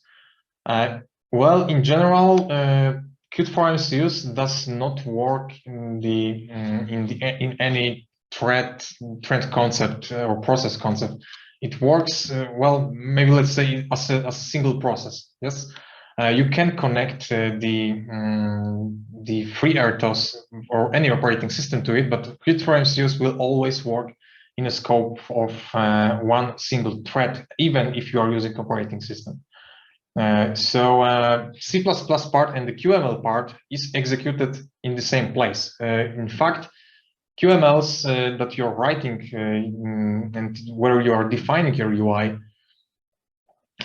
are at the end the C++ implementation. So that intermediate C++ implementation, which comes from conversion of your QML files, will be connected to your C++ interfaces. So technically, it's just a C++ code which is running in the single process or in the single thread if you are using some operating system. So there's no division technically inside if we are talking about QMLs in the C++.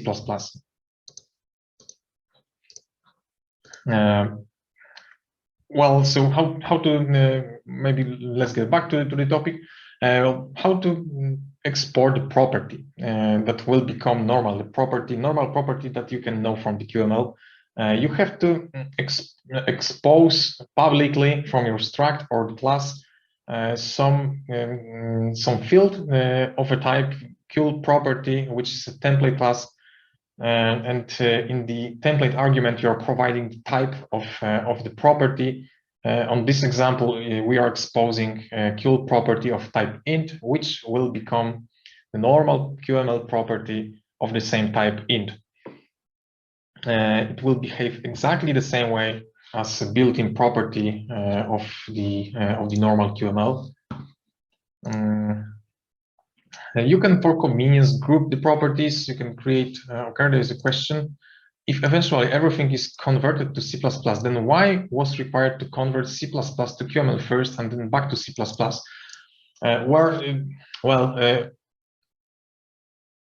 will try to be as clear as possible.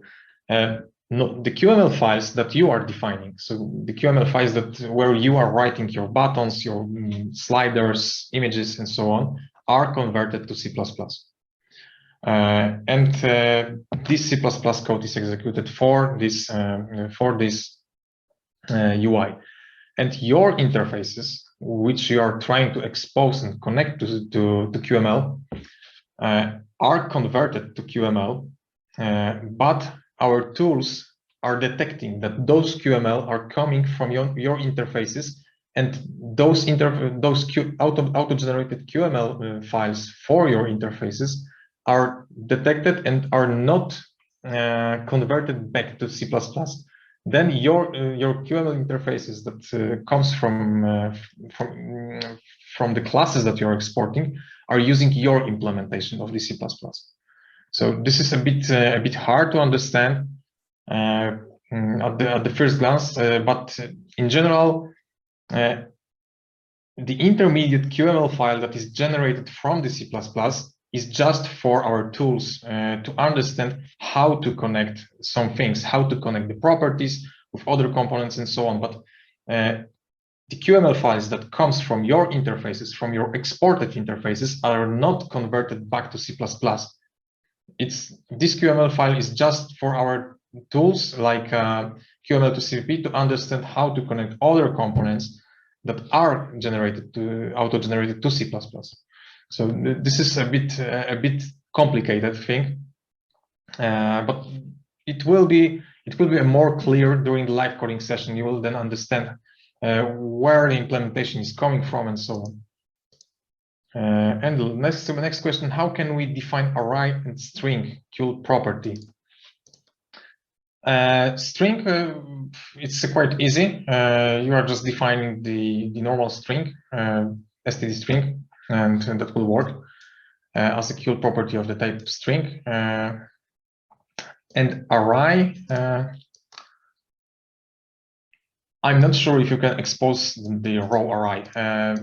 The way we are exposing models that contains some more elements of the same type is the way we do that is by exposing a model which is a list model from the C++, and this will be also covered during the live coding sessions. Well, so as I said, for convenience, you can group properties in a separate struct, and by creating a public member of type of that struct that contains your properties, you can then export that interface, and on the QML side you can reference those properties through that name of the group. How the types are mapped? So you are using, if you are using on the C++ side bool, it will become a bool on the QML. Integral types like a char, short, int, long will become just an int on the QML side. Floating point types will become real. std string, as I said, will become a string. Pointer to the type which derives from Qt object will become a T component type. So if you have a pointer to some struct, it will become that derives from Qt object. It will become some struct just on the side of the QML. And enum just matches enum type on the QML.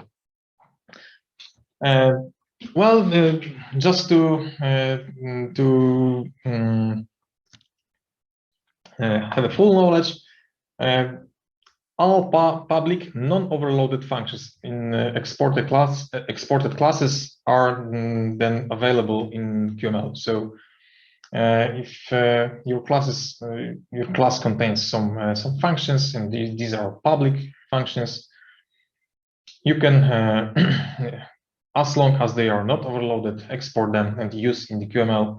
And there's a short example that some functions can of course take arguments, and as well they can return some values. Q signal is translated normally to signal in the QML.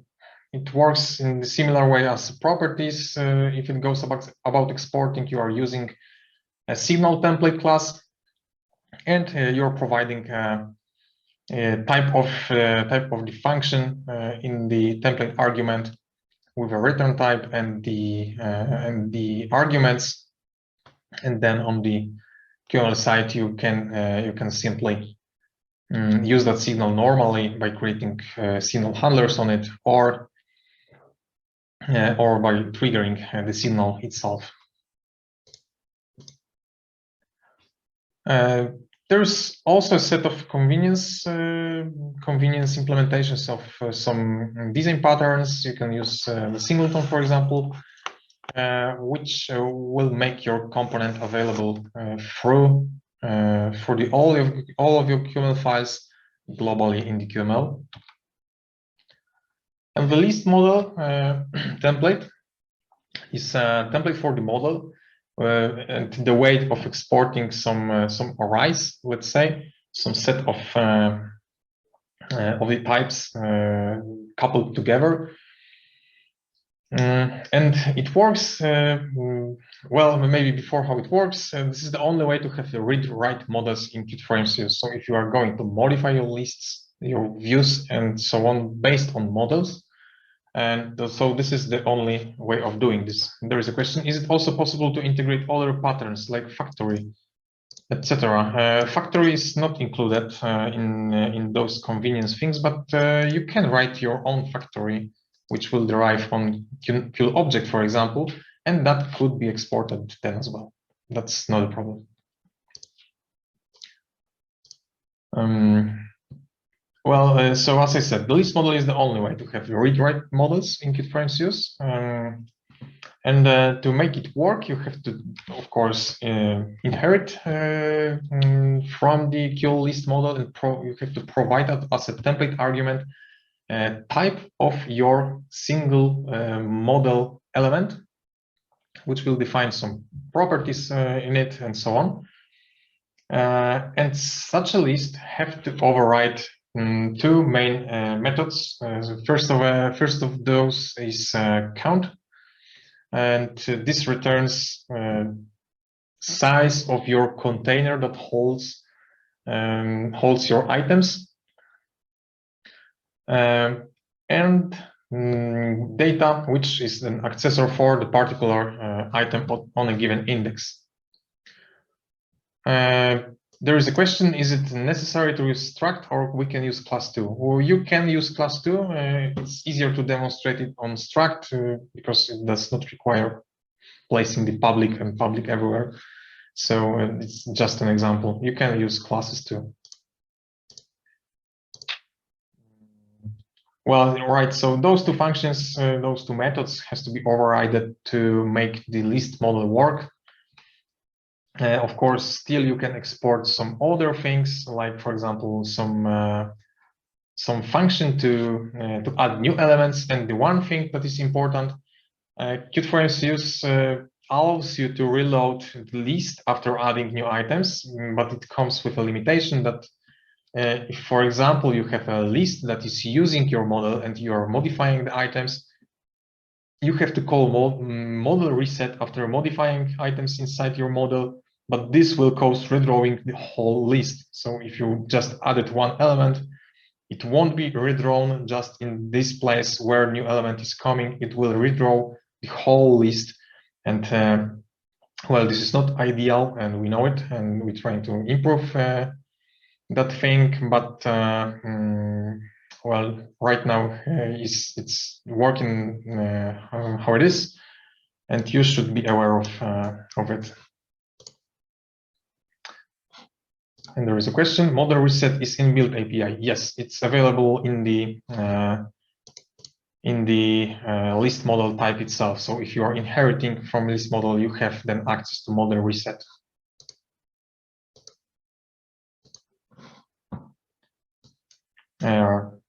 Right.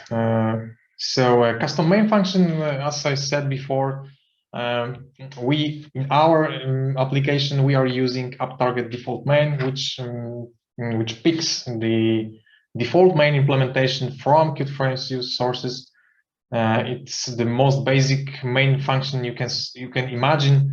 But if you need your own main entry point to do some more things than just initializing a Qt for MCUs, then you can, of course, remove that uptarget default main macro call from CMake, and you can define your own in separate C or the C++ file as you wish. Sorry, it has to be C++ file. And then you have to initialize Qt for MCUs by calling Qt init platform. Then you have to initialize Qt application class, your root item, which is one of the types from your QML code, and you have to set it to your application and call exec, which is an endless loop. Your potential additional code can go before an exec. Event queue is a quite convenient way to send and receive events across different parts of your application. And by saying parts, I mean those could be Qt for MCUs parts. Those also could be parts that are not Qt for MCUs related. Some, for example, some manipulation of the hardware. It supports some overrun policies. You can discard new coming events, and this is the default behavior. And you can override the oldest event when the event queue is full and the new event is coming. There's also a quite great method which you can override to check if queue is being overrun at any point.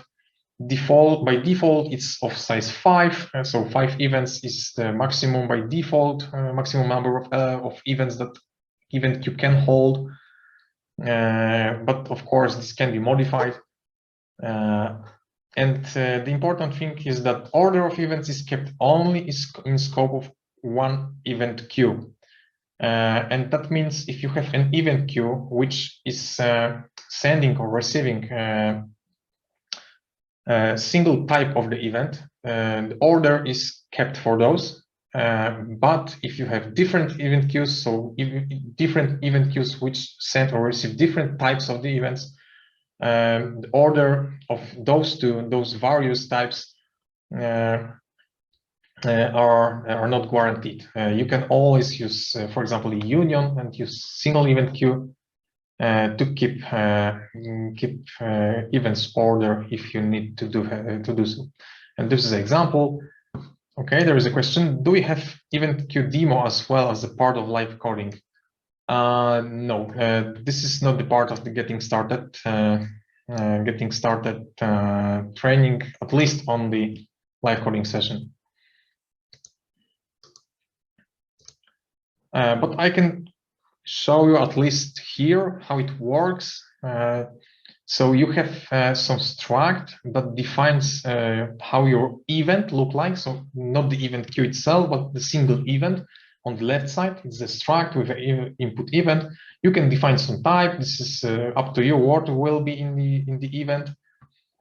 So this is a definition of the type. So there is some enum that defines what kind of an event will come in this struct that you will receive. And there is some union, and depends on the event type, you are picking some fields from the union, of course. And on the right side, there is a definition of input queue that is a singleton, and as well, it's an event queue of the type from the left side. So you can send and receive input events by using that input queue. And you have to override on event if you are going to receive the events in this queue. And of course, it takes an argument of a type of your message, of your the message.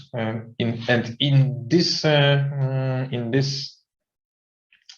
this overrided method, you can check for what is coming to your event queue. Well, still that event queue can expose some other things if you are going to use it from the QML. And well, let's see the next example, which is based on the same input queue.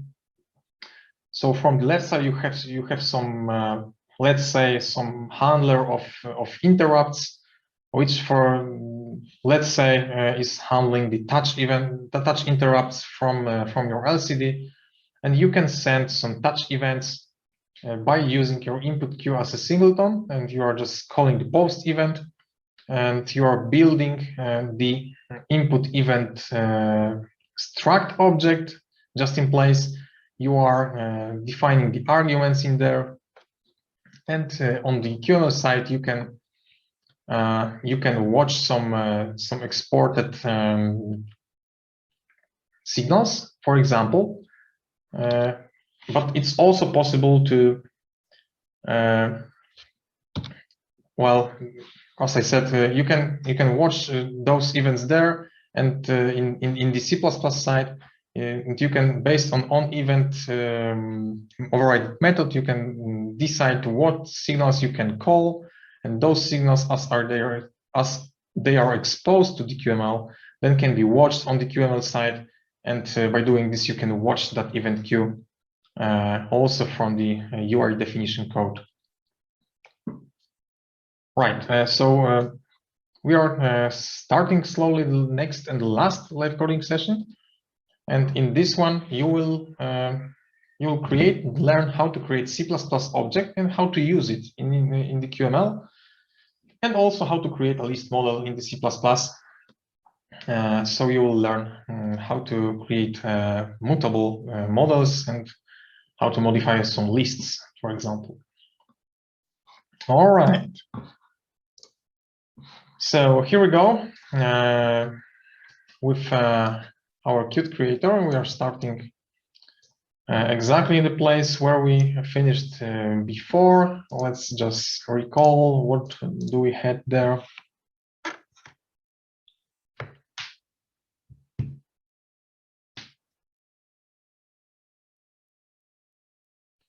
All right, so there is some splash screen, of course. We can change the language.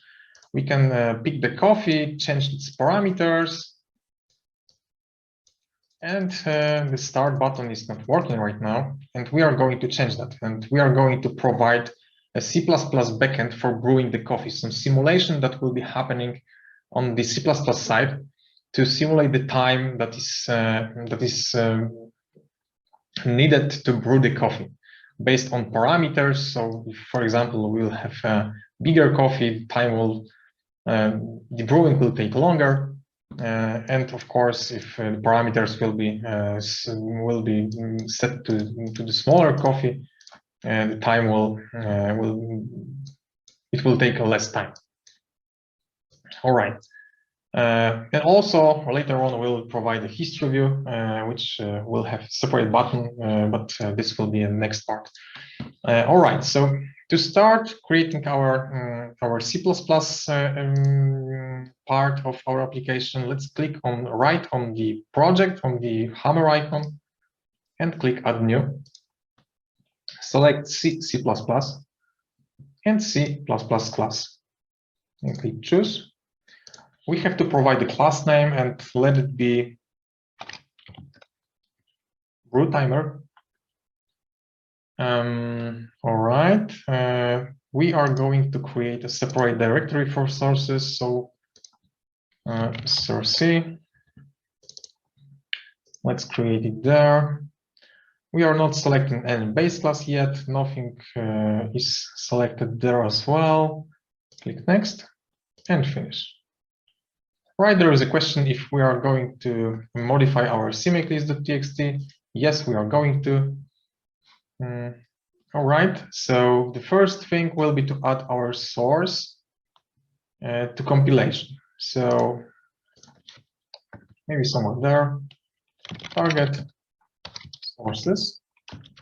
Qt Creator has created two files for us, so header and the C++, so we can right now add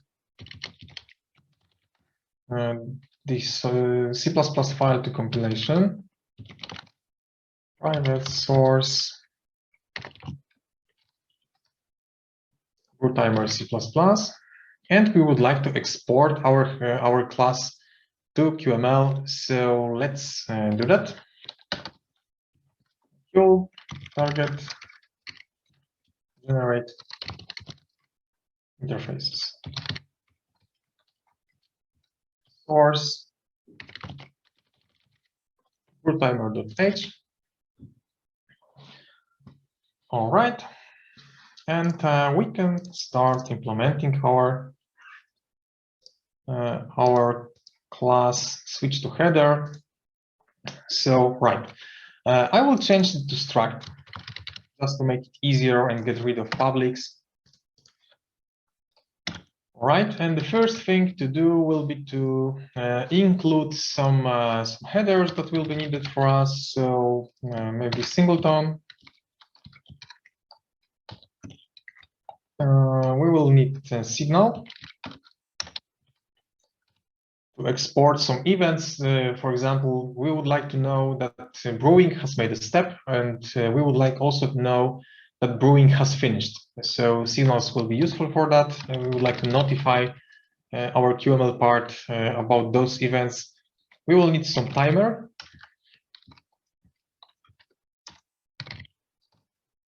To simulate lapsing time, and some std_int for types. Right. Okay, let's inherit from singleton. It's a template class. Of course, singleton is of type of our class. All right, so we have a singleton which internally derives from Qt object, so we can right now export our struct. We need that constructor for sure. We need some function that will be triggering the brewing from the QML. So we will export the function that will take some arguments. Start brew. And we would like to have arguments that we are selecting, that we are setting on the coffee parameter screen, the coffee temperature, the amount of the coffee, and so on. So let's forward those as an integers.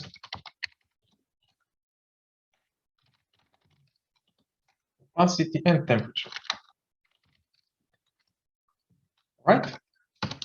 And those signals to inform QML part that something has happened.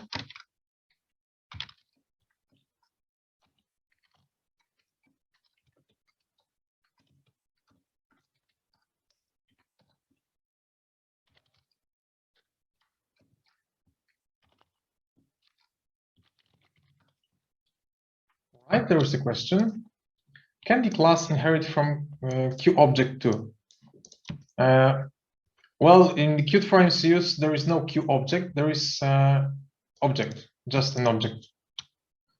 So it cannot from Q object. You have to use Q specific types. But it can from object, of course. You do not have to create a singleton from it. Right, switch to header. Still, we need some private things. We don't want to export those, so I made those private. And the Q timer, some timer to simulate elapsing time, and some maybe member for counting the ticks.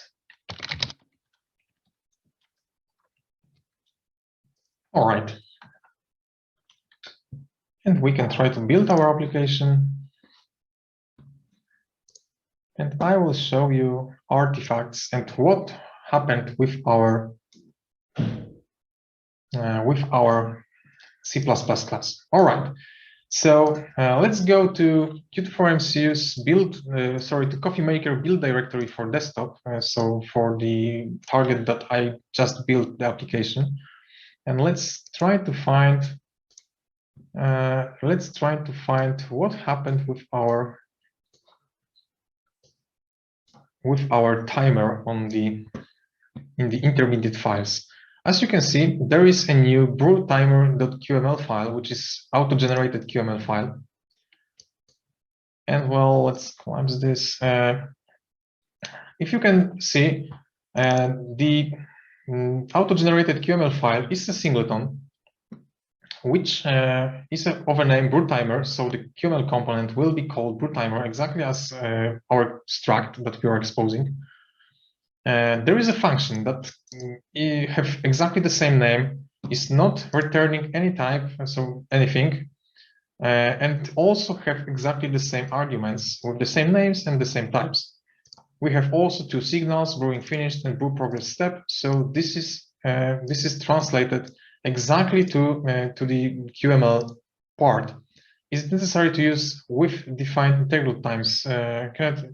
Well, you can. That's not a problem. You can use normal id. That's not a mandatory thing to use with defined types.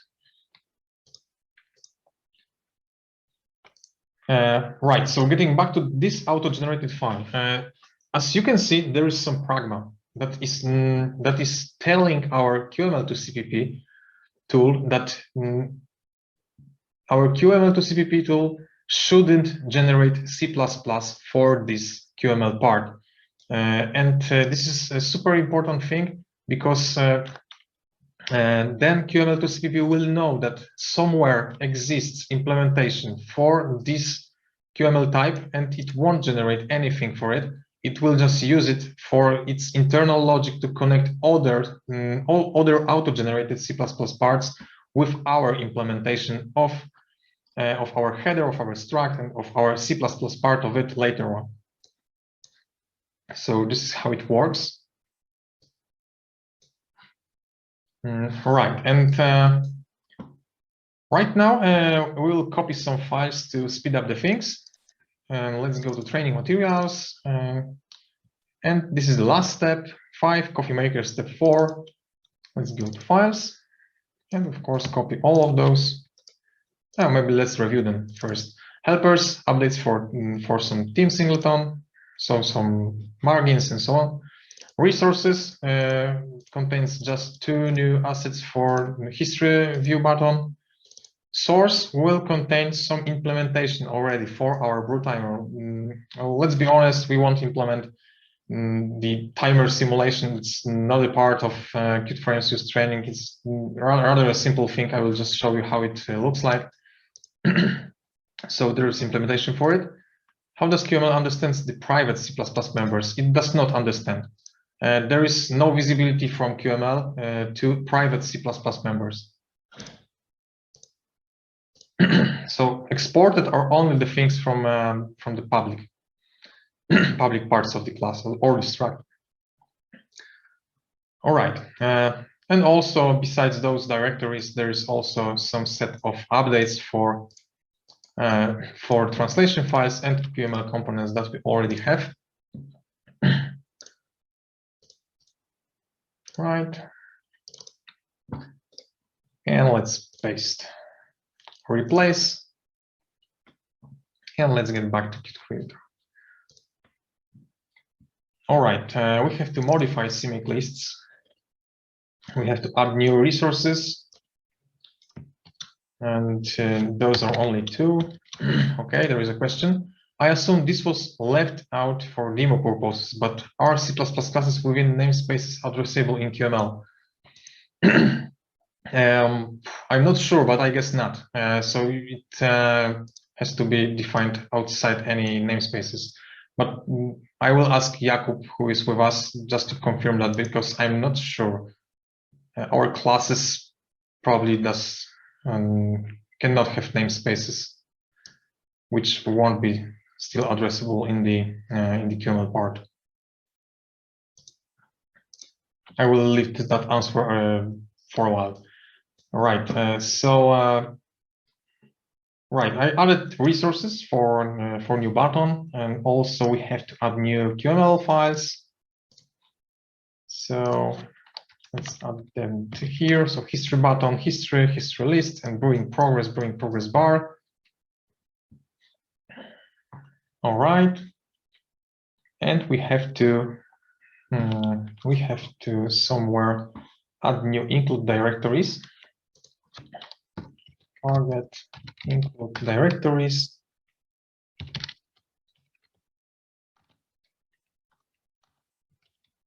Source. We have new interfaces to be generated. So exactly in the same way that brew timer was built by us, there is a coffee model, and there is timestamp. Right, and in the sources there are also new things.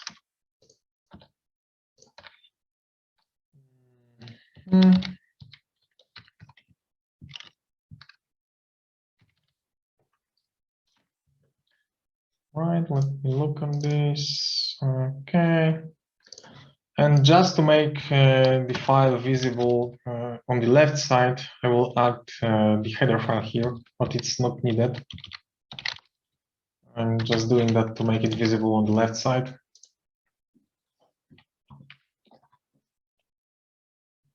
All right, let's try to compile.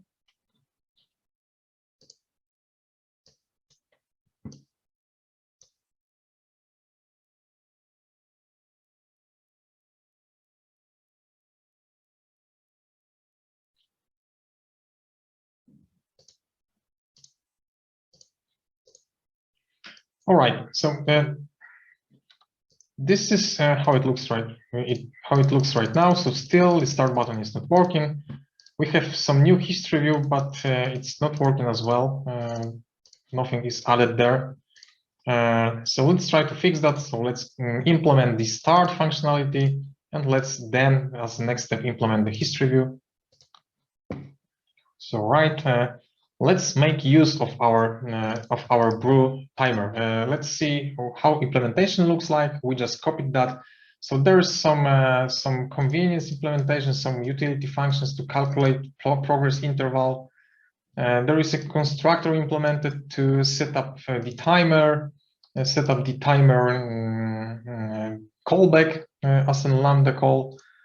As you can see, in that timer callback, we are calling brew progress step and brewing finished signals. So then we can watch on those on the QML side. And the start brewing is, of course, starting the timer, which then calls some appropriate signals, as I said.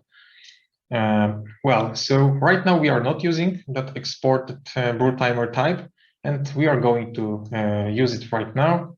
And let's go to coffeemaker.qml, and let's find the brewing progress. So this is a view that will display our brewing progress pop-up, and this will be responsible for displaying the bar with the progress. When compiler can get STL unexpected compilation version, expected CLang or newer. Any suggestions how to fix this? I make sure that you are not using kits for the big Qt. Please make sure that your application is using only kits and targets made for Qt for MCUs. You cannot use desktop Qt. I guess you are using one of those, as there is a CLang involved, I think. All right. So there is a brewing progress component that is responsible for displaying the progress bar, and we can start implementing the logic to open it and then to modify its appearance to fill that bar. So let's get back to coffee parameters, and we can detect already here that someone has clicked the start button, and after clicking a start button, there is a signal called start brewing. So we can watch this by on start brewing signal handler. And if anyone started brewing, we would like to make the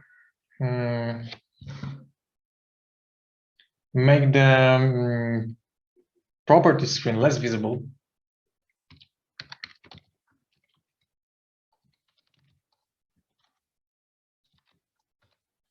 We would like to make brewing progress visible.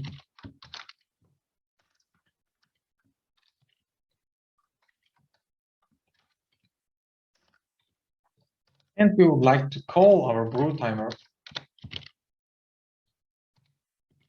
start brew exposed method. We have to provide arguments, copy params strength,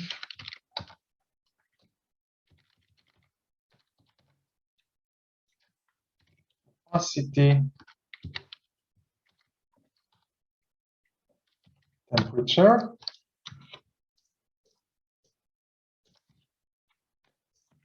Right, let's verify what's happening right now.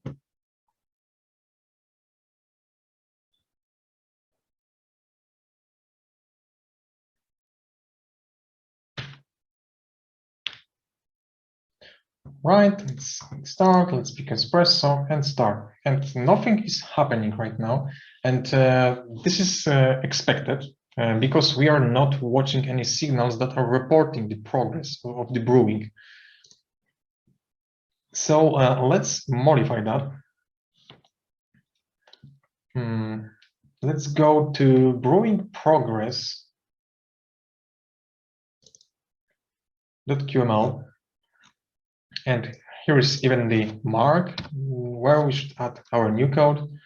And we should watch our brew timer signals there. On brew progress step, and we are just more width. And we are incrementing the bar width on each step of our brewing. Let's verify that.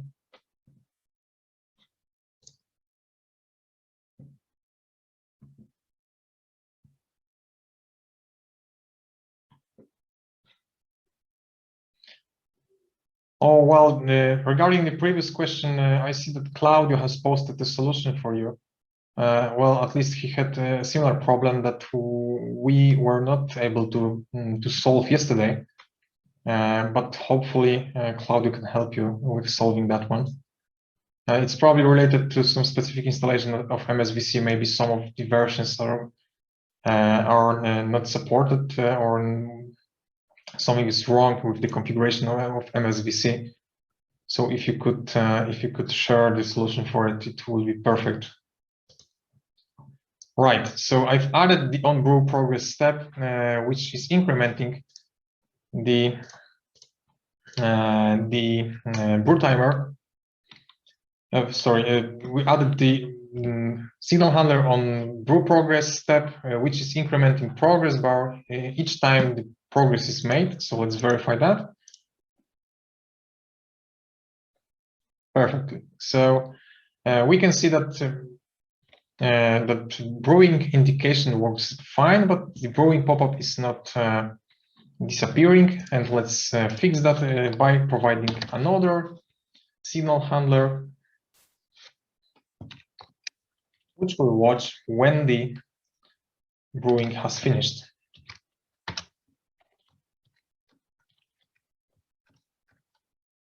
All right, and what we would like to do is we would like to provide some visual feedback as a string done. And we would like to start some timer, some short timer that is prepared to wait a bit and allow a user to read that message. And this timer is just a simple timer defined in the QML for 1.5 seconds, and it makes just invisible and reports brewing finished. So, so the user can read the done message before pop-up will disappear. And let's verify that.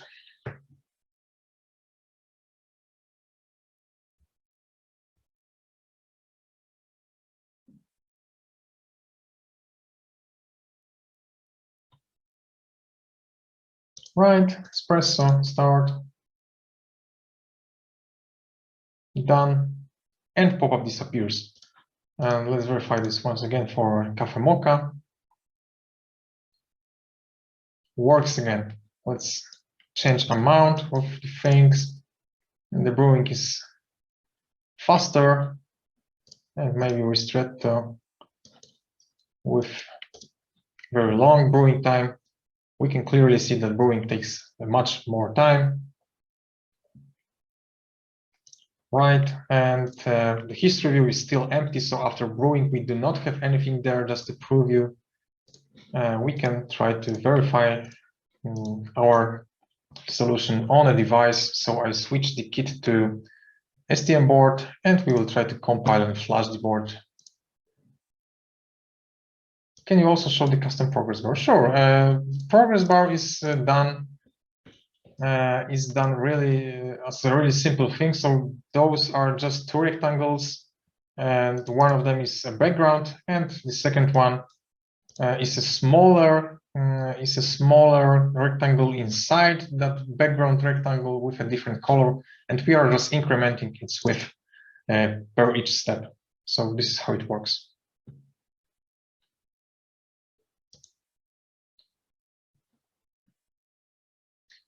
Claudio, thank you very much for sharing the solution.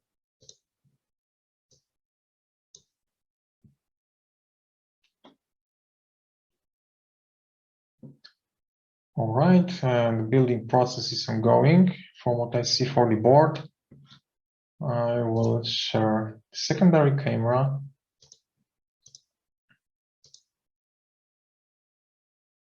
Still, it's an old application. We need to wait a while.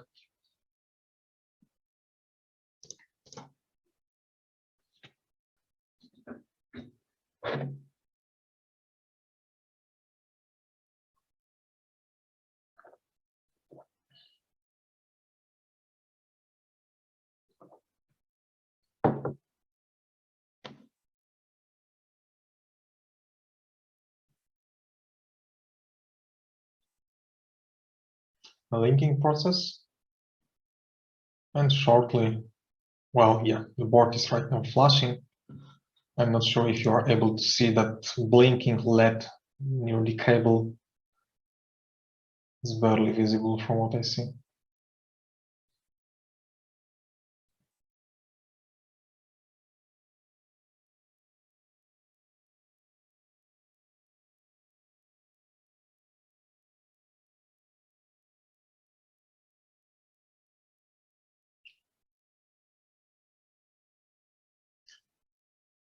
All right, and here it is. So our application looks, at least for now, exactly the same. And right now we can see that there is a history view. So new version is uploaded. And let's pick espresso. And let's start. And the brewing is also behaving exactly the same way on the device.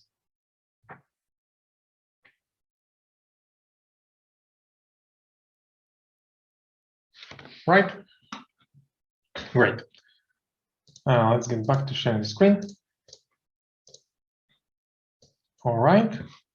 And right now, let's try to implement behavior for our history view. Okay, so to make our history view, we will use the list model, which is currently implemented. But I will explain you and show you how it works and how it was built. So here is our single entry for the history. And our entry will contain the coffee type, strength, capacity, temperature, and string that will contain a date and time in the readable form.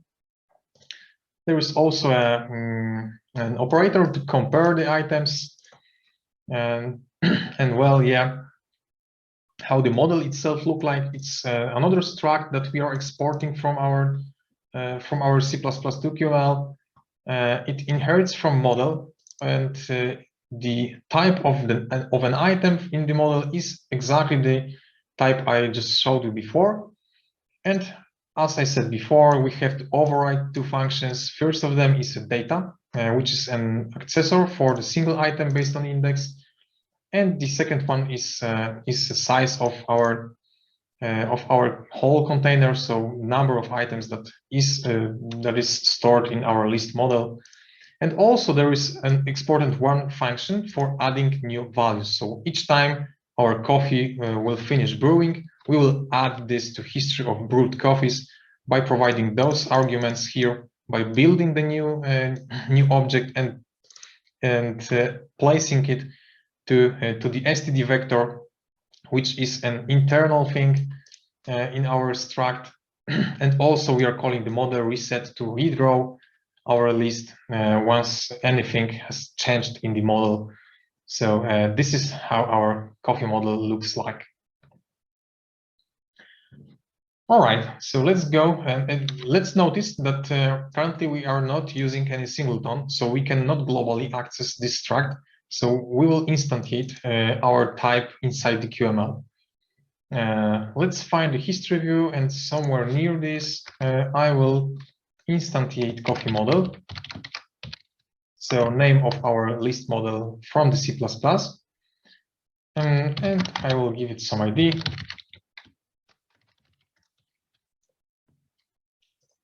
All right, and in the history, I will just add the model property.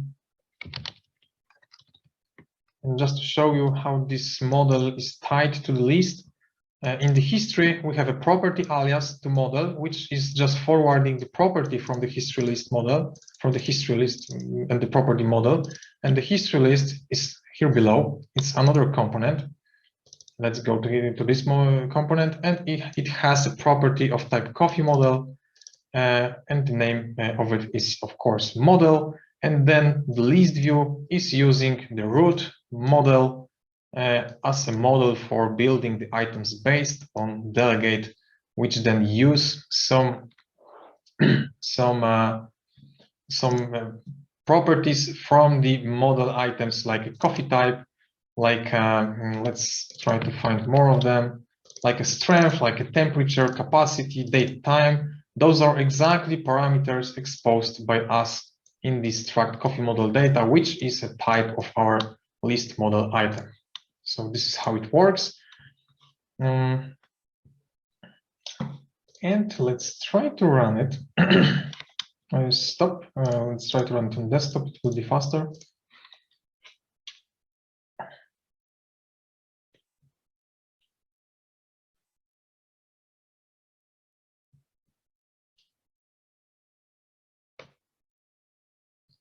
All right, history is empty. Espresso. Done. And it's not working. And this is expected because we are not adding anything to our model yet. So let's go and add something. I will open the coffeemaker.qml, and we have to modify the coffee model by calling the accessor function. But before that, we will need some helpers to convert some strings. All right.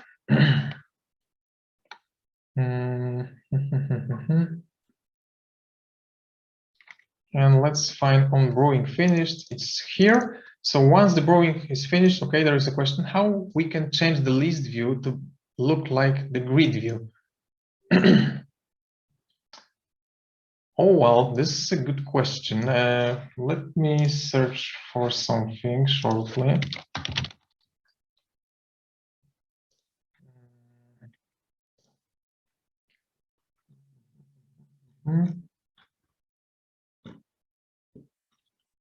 Please wait a second more.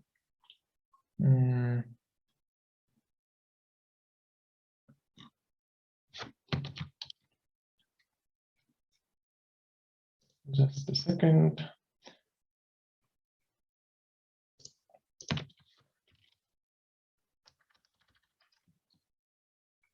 Currently, there is no way of doing this. So you cannot modify. The list view to look exactly as a grid view.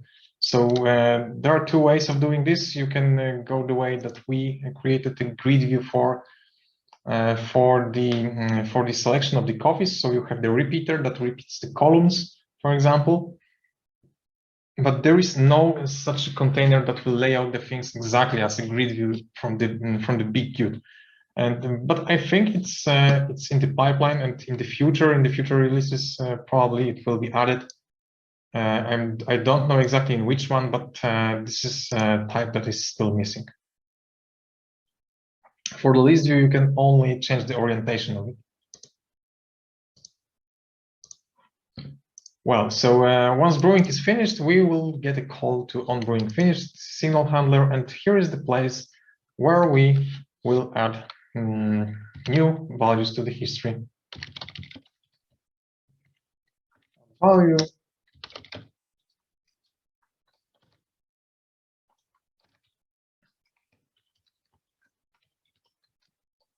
first is coffee name, and we have to convert the index of the coffee to the real name. So we are using the helper functions.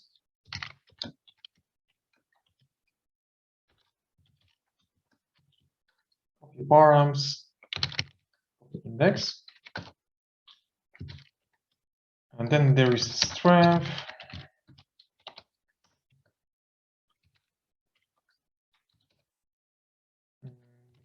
Capacity. Temperature. And we have to build the date and time string. So we are taking timestamp, which also is an interface exported from the C++. We are concatenating some empty string, some space.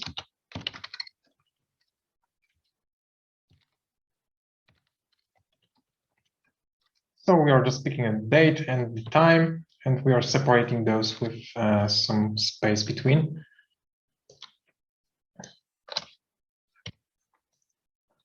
Right, let's save the file and let's start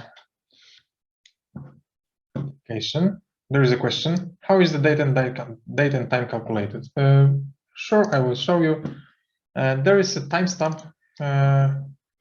Well, let me show you first the timestamp. So switch to the header. So there is a timestamp struct which is also exported from the C++ to the QML, which provides two functions for getting a current date and time, and the implementation for those is as it is. So you're just picking current time by getting it from the local time function from the C time, and then we are converting it to from the TM struct. We are converting into the readable form by calling some utility functions. But this is based on the C++ APIs. Well, even C APIs for getting a time and date. QML doesn't have any inbuilt one for getting date and time, and it's because each device, each MCU device will have a different purpose, and this is not a common case to get the date and time exactly in the form of getting it as strings, for example, with a Monday, Tuesday, and so on. As it's not a common purpose to get those 4 MCU devices, it's not available in the QML, at least at this point. Maybe in the future, if it will be more needed, maybe it will be added. Well, this is how it is right now.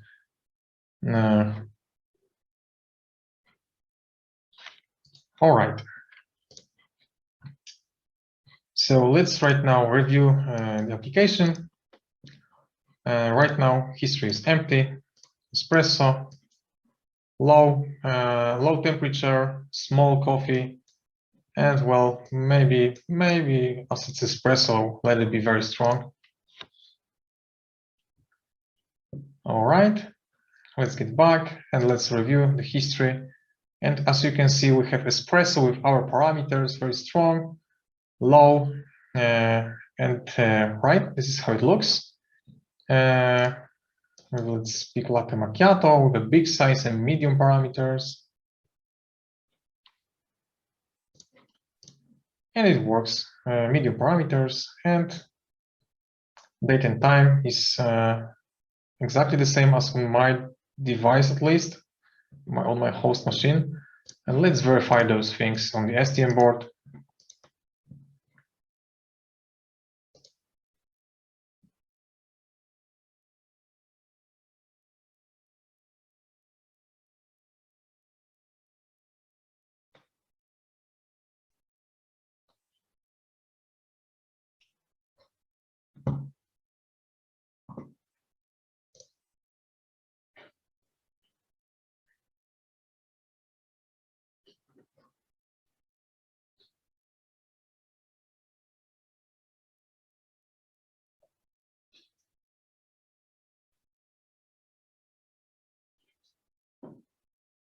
All right, the build process is almost completed, so I will switch to the secondary camera.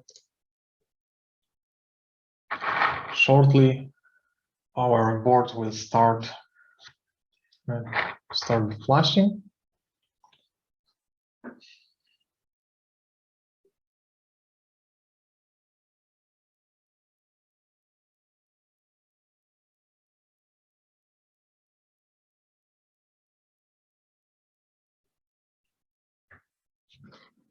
Still needs a bit of a time.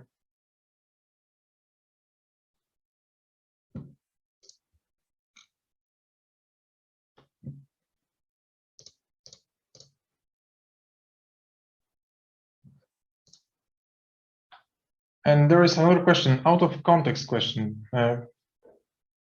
Is it possible to integrate a calendar in application?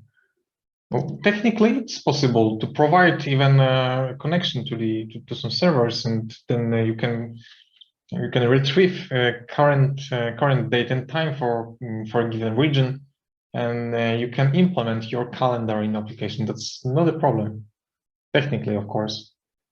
But in general, MCU devices are rather agnostic if it goes about some in general dates. But technically, it's possible. You can do this. All right. So I think the application is right now flashed. So let's verify. The history is empty. Maybe let's use different language this time. All right. And espresso, start brewing. All right. Let's get back. And we have exactly the thing we just brewed. Let's pick another coffee.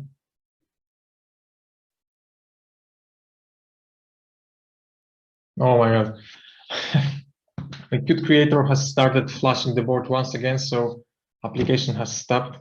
As you can see, the board LED is flashing here. So it indicates that the board is flashing again. There is a question, what happens if in the UI the history grows past the screen size? It will be scrollable. I will show you that shortly.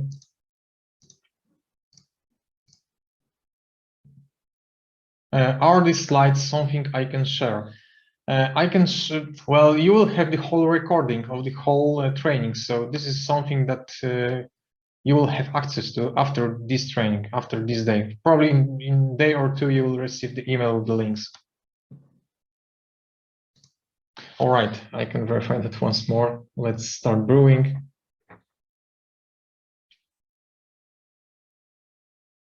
All right, let's get back and brew once again something more.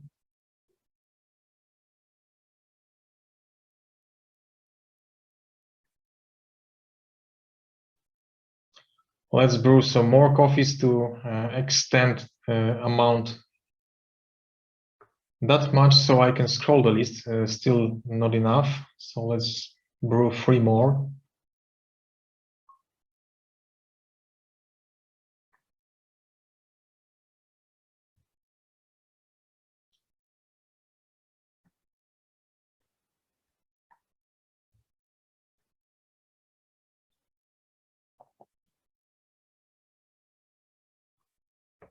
All right. And as you can see right now, we have more items than we can display, so the list is scrollable. Well, probably you cannot see that because the image quality is low, but on the right side, we also have some indication of the scroll list. It's really barely visible on the device, but well, it works that way. And another question, is it possible to save each entry in different languages? For example, if one of the switches languages between drawings. Well, you're asking if it's possible because you would like to do this or you would like to avoid this. Because right now, I guess the language will change. As you can see, I changed the language to German, and all of the strings are right now also translated. If you would like to have those not translated, then you have to put the strings to the model that are not marked with the QSTR. Because when you are passing the string that is QSTR marked to the model, and even if you are adding it to the C++ model, it will still behave as a translated string everywhere where you are displaying that one.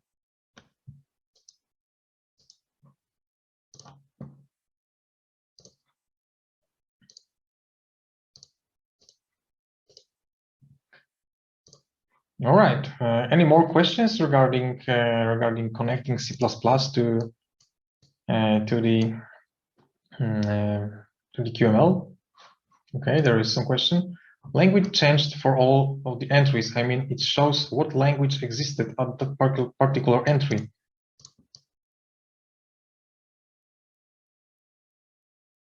Well, it shouldn't work that way.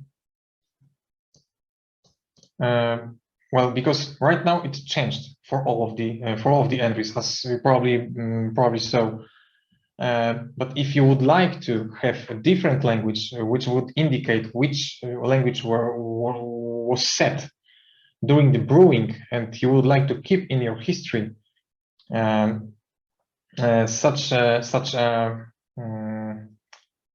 differences in the history, so you would like to have. All right, so then you have, for instance, if a first brewing was in English and second in German, then some should appear in history. Same. All right, so I'm not sure if it's that easy. You should detect somehow. Which language is currently set, and you should add the string which is not QSTR marked. So this is a tricky thing. It could be a problematic to implement. This is a use case that we probably didn't think could be useful. So our workflow is simply not prepared for it. In general, the way it works is that everything that is marked is always going to be replaced once the language is replaced. So if you really would like to have different languages in the history based on that what was set during the brewing, probably you will need to create your own logic to somehow get rid of QSTR strings and just pass arbitrary strings to the model.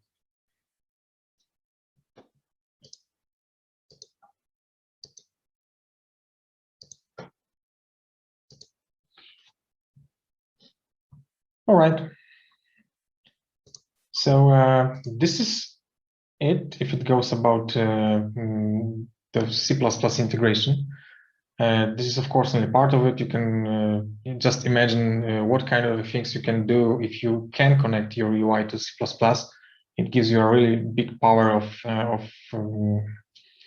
connecting everything around to your UI, starting from some hardware components to some business logic. Can we glance history log manually? What do you mean by glance?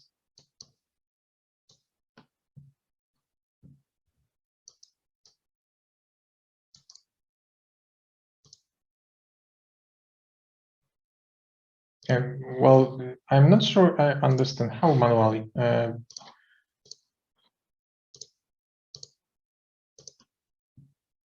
I will try to run the app, and maybe it will be easier then.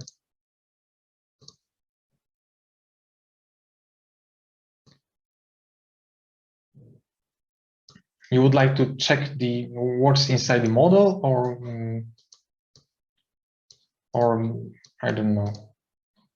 So once we have brewed coffee,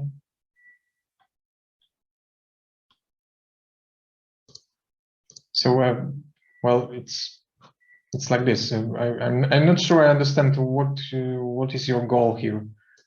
So if you could maybe provide some example what you would like to achieve regarding checking the history log manually.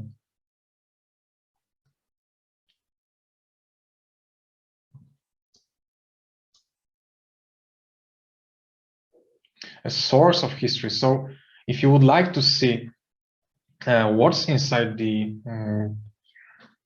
all right, files of history, sure.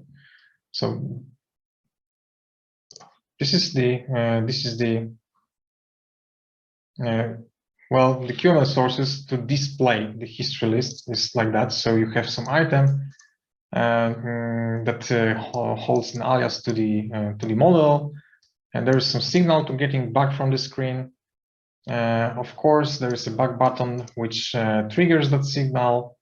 There is a static text that tells that this is a history view. There is a history list as a separate component, and this will answer another question as well. There is a history list which holds the list view implementation. That list view finally is getting our model, which contains the items, the coffees that we brewed. And that list view, given that it takes this model, our model, is building items one under another by duplicating delegate item. So this delegate defines single element, how it will look like, and this is defining the single element. And so this has some size. Of course, the texts that are placing our strings that well are referenced through the model. Let me search the model. Right. So the text for those labels are taken from the model items for the coffee type, for the strength, temperature. For each index, it will duplicate that delegate and place it one under another. And there was a question how list view size is calculated. Currently, it's calculated by the anchors. So we are telling that this list view should fill with its boundaries the whole parent, so the whole this item, and this history list is instantiated in this history QML component, and its anchors are telling that it has some margins and it's aligned to top and left, and so on. And this history is this history QML component that defines this history list view, component view size is defined in the coffeemaker.qml, which fills also whole the screen. So it's a bit complicated, but this is how it works in this case. But normally you can also create your you can add your own size, and if you are not providing any size, the list won't be scrollable.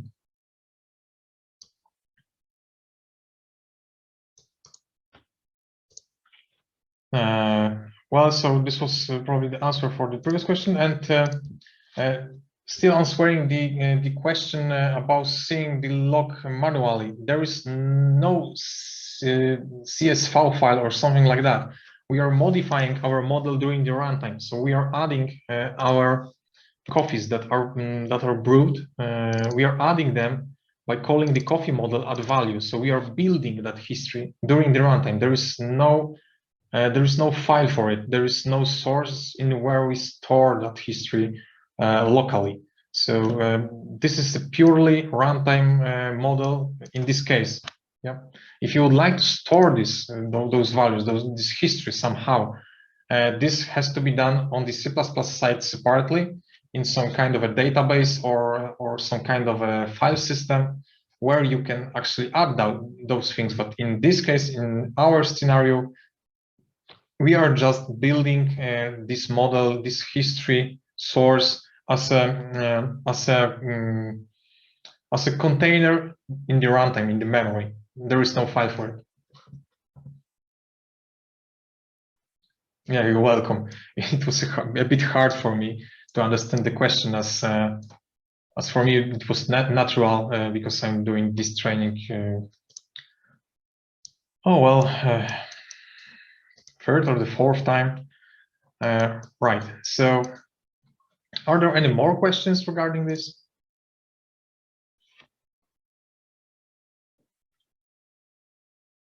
Okay, there is something. How can we get data from temperature sensor and show in the graphical interface? All right, so first of all, you have to normally connect your temperature sensor to your device, right? So through some GPIO ports, you are connecting some sensor and you probably will have some driver for it.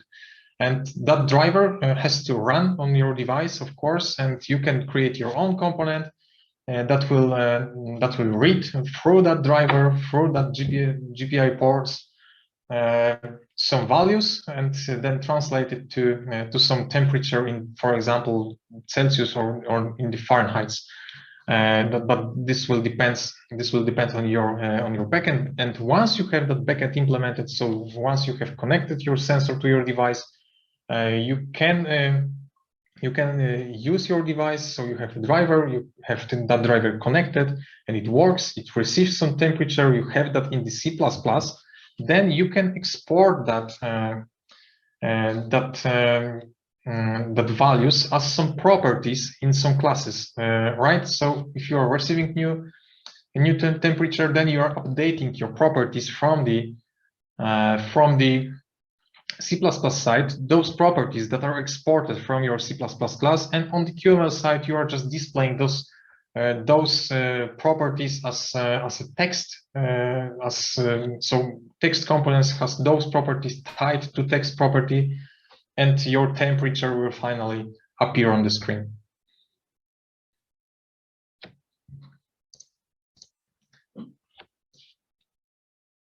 And the next question. Are these slider values being remembered or reset on every new brewing? And not. Qt for MCUs itself does not have any concept of database, any concept of permanent memory for settings, of course. So you cannot save some values for every. Sorry, I did not understand it correctly. So during the runtime, those can be remembered. That's a possible thing, but these are not in this case simply because these are designed in a way that it always from the beginning shows the values, the default values. Well, but it can be implemented easily. You can remember in the QMLs in some properties values. That's also not a problem.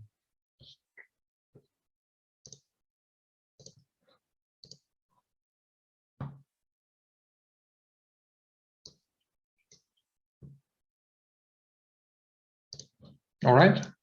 Any more questions before I will go with the next slides? Okay, there is one. What steps are needed to add non-standard screen to QML for MCUs so you can work with it? Do we always need a library implementation provided by Qt, or we can write our own driver? Well, you have two choices then. So, for example, if you are working with some discovery board or some evaluation board, then you can start with working with the platforms that are prepared for the displays that are coming together with those kits. As I'm working with this STM discovery board right now. But even if you would like to connect a different display to that kit, to that discoverer or the evaluation board, there is some change in the platform adaptation required. So if you have the commercial license, you have the full sources which are intended to be modified for the platform, for the custom hardware, and there you will need to modify. Of course, you have to add some driver in the BSPs of the board to handle that particular display. And from the Qt for MCUs perspective, you just have to eventually change the BSP APIs to control the LCD if there will be any changes in the BSP. Maybe another thing will be to change the screen resolution. Those are two properties in the platform code. And that's it. After recompilation, you can normally work as we were working with it during the training. Or there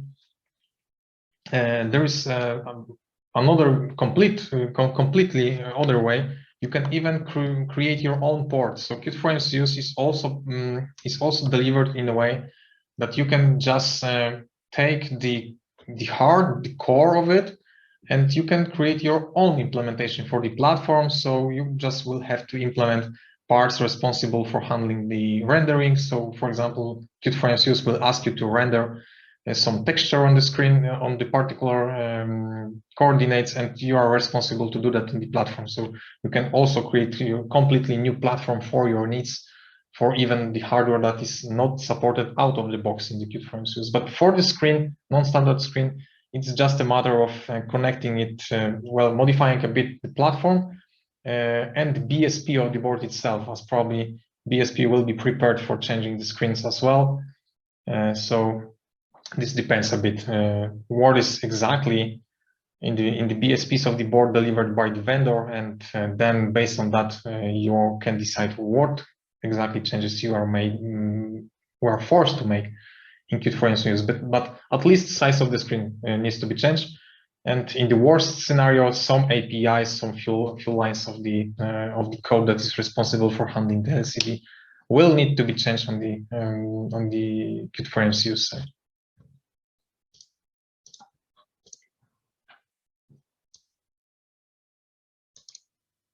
How can I find more advanced examples, such as leaf plotting sinusoidal data comes from pins?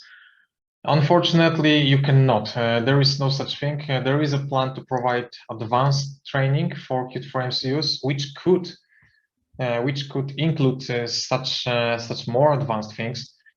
But this is a good information. I will of course pass that information further internally, and we'll see what we can do to maybe share some videos with instructions, maybe some more documentation with examples, maybe some articles that will explain how to actually create such a case. Yeah. So, for example, to create some kind of a cheap oscilloscope, for example, based on the Qt for MCUs and some input values and pins. Well, but currently there is no such thing available, unfortunately. Sorry.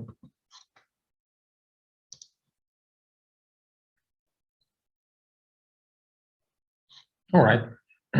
So maybe let me at least tell you about what is in our roadmap and what is still included in our Qt for MCUs, because this is just a getting started version of the training, and there's still a lot more things that you can utilize in Qt for MCUs.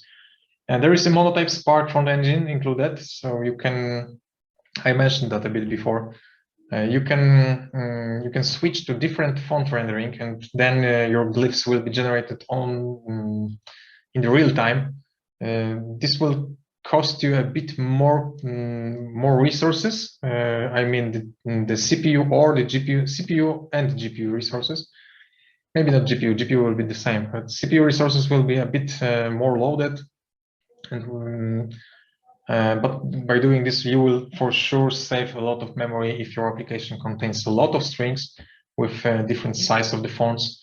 We support 2.5D transformations. It means you can do some perspective transformations. You can do for example, carousel view with it. So besides rotating and the scaling of the images, you can also do some perspective transformations.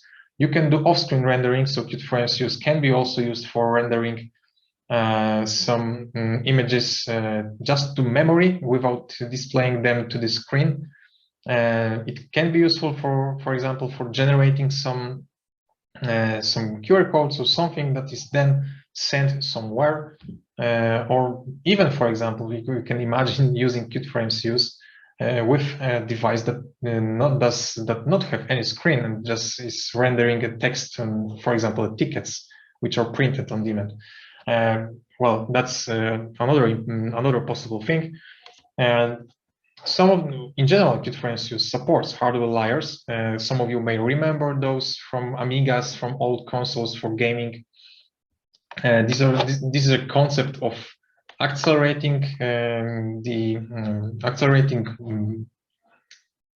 composition of the UI to limit the amount of memory used by your device. Some of devices has already implementation for those, mostly automotive grade devices, but for sure STM boards also supports hardware layer. Qt FreeRTOS does not have implementation for those yet, but in general it's prepared for use those, and it's not a huge deal to get in line with those. Also, there is a support for shapes and for vector graphics. I mean, for example, for SVGs and QML shapes. There's an API for just printing vectors on NXP 1170, for example. There is a question if the PowerPoint and the video will be shared somehow. You will have the whole recording available in 2 days, around 2 days after the training, and you will receive that on your emails. And of course, you can build Qt FreeRTOS applications as a static library. What is a cool feature if you are building your application from modules, and Qt FreeRTOS has to be only a module, not a main thing that drives everything around. So then Qt FreeRTOS is also prepared for it. This is about additional features that are still there. There are also still some smaller things, but those are rather the big features those were worth mentioning right now. Regarding the upcoming changes, of course, we are still improving support for tools, for Qt Creator, for Design Studio, and all tools involved if you are working with Qt FreeRTOS around. We are still adding new reference boards. We are still looking into new compilers and new tool chains. So if we see any demand on new compilers, we are focusing as well on those things. We are still improving platform abstraction, which helps you modifying Qt FreeRTOS for your custom hardware. We are aware of it, and we know that each product made on MCU is rather a custom thing. So we are making sure that you don't have too much work to modify Qt FreeRTOS up to your needs. And this is an old slide, so Linux host support is already done and it's available in 1.9. So you already can try it out. And that's it for today. And I just would like to say that I received some emails with the questions, and I've seen them, and I will try to answer those as soon as it's only possible. So thank you very much again. If you have any more questions, please write those on my email, which is currently visible on the screen. Or even if you have any questions right now, you can still use the Q&A section, and we'll try to spend a few more minutes, even if we are half hour after the time. Maybe some of your questions are rather crucial for you, so just to make sure that you will have all knowledge. Thank you very much as well.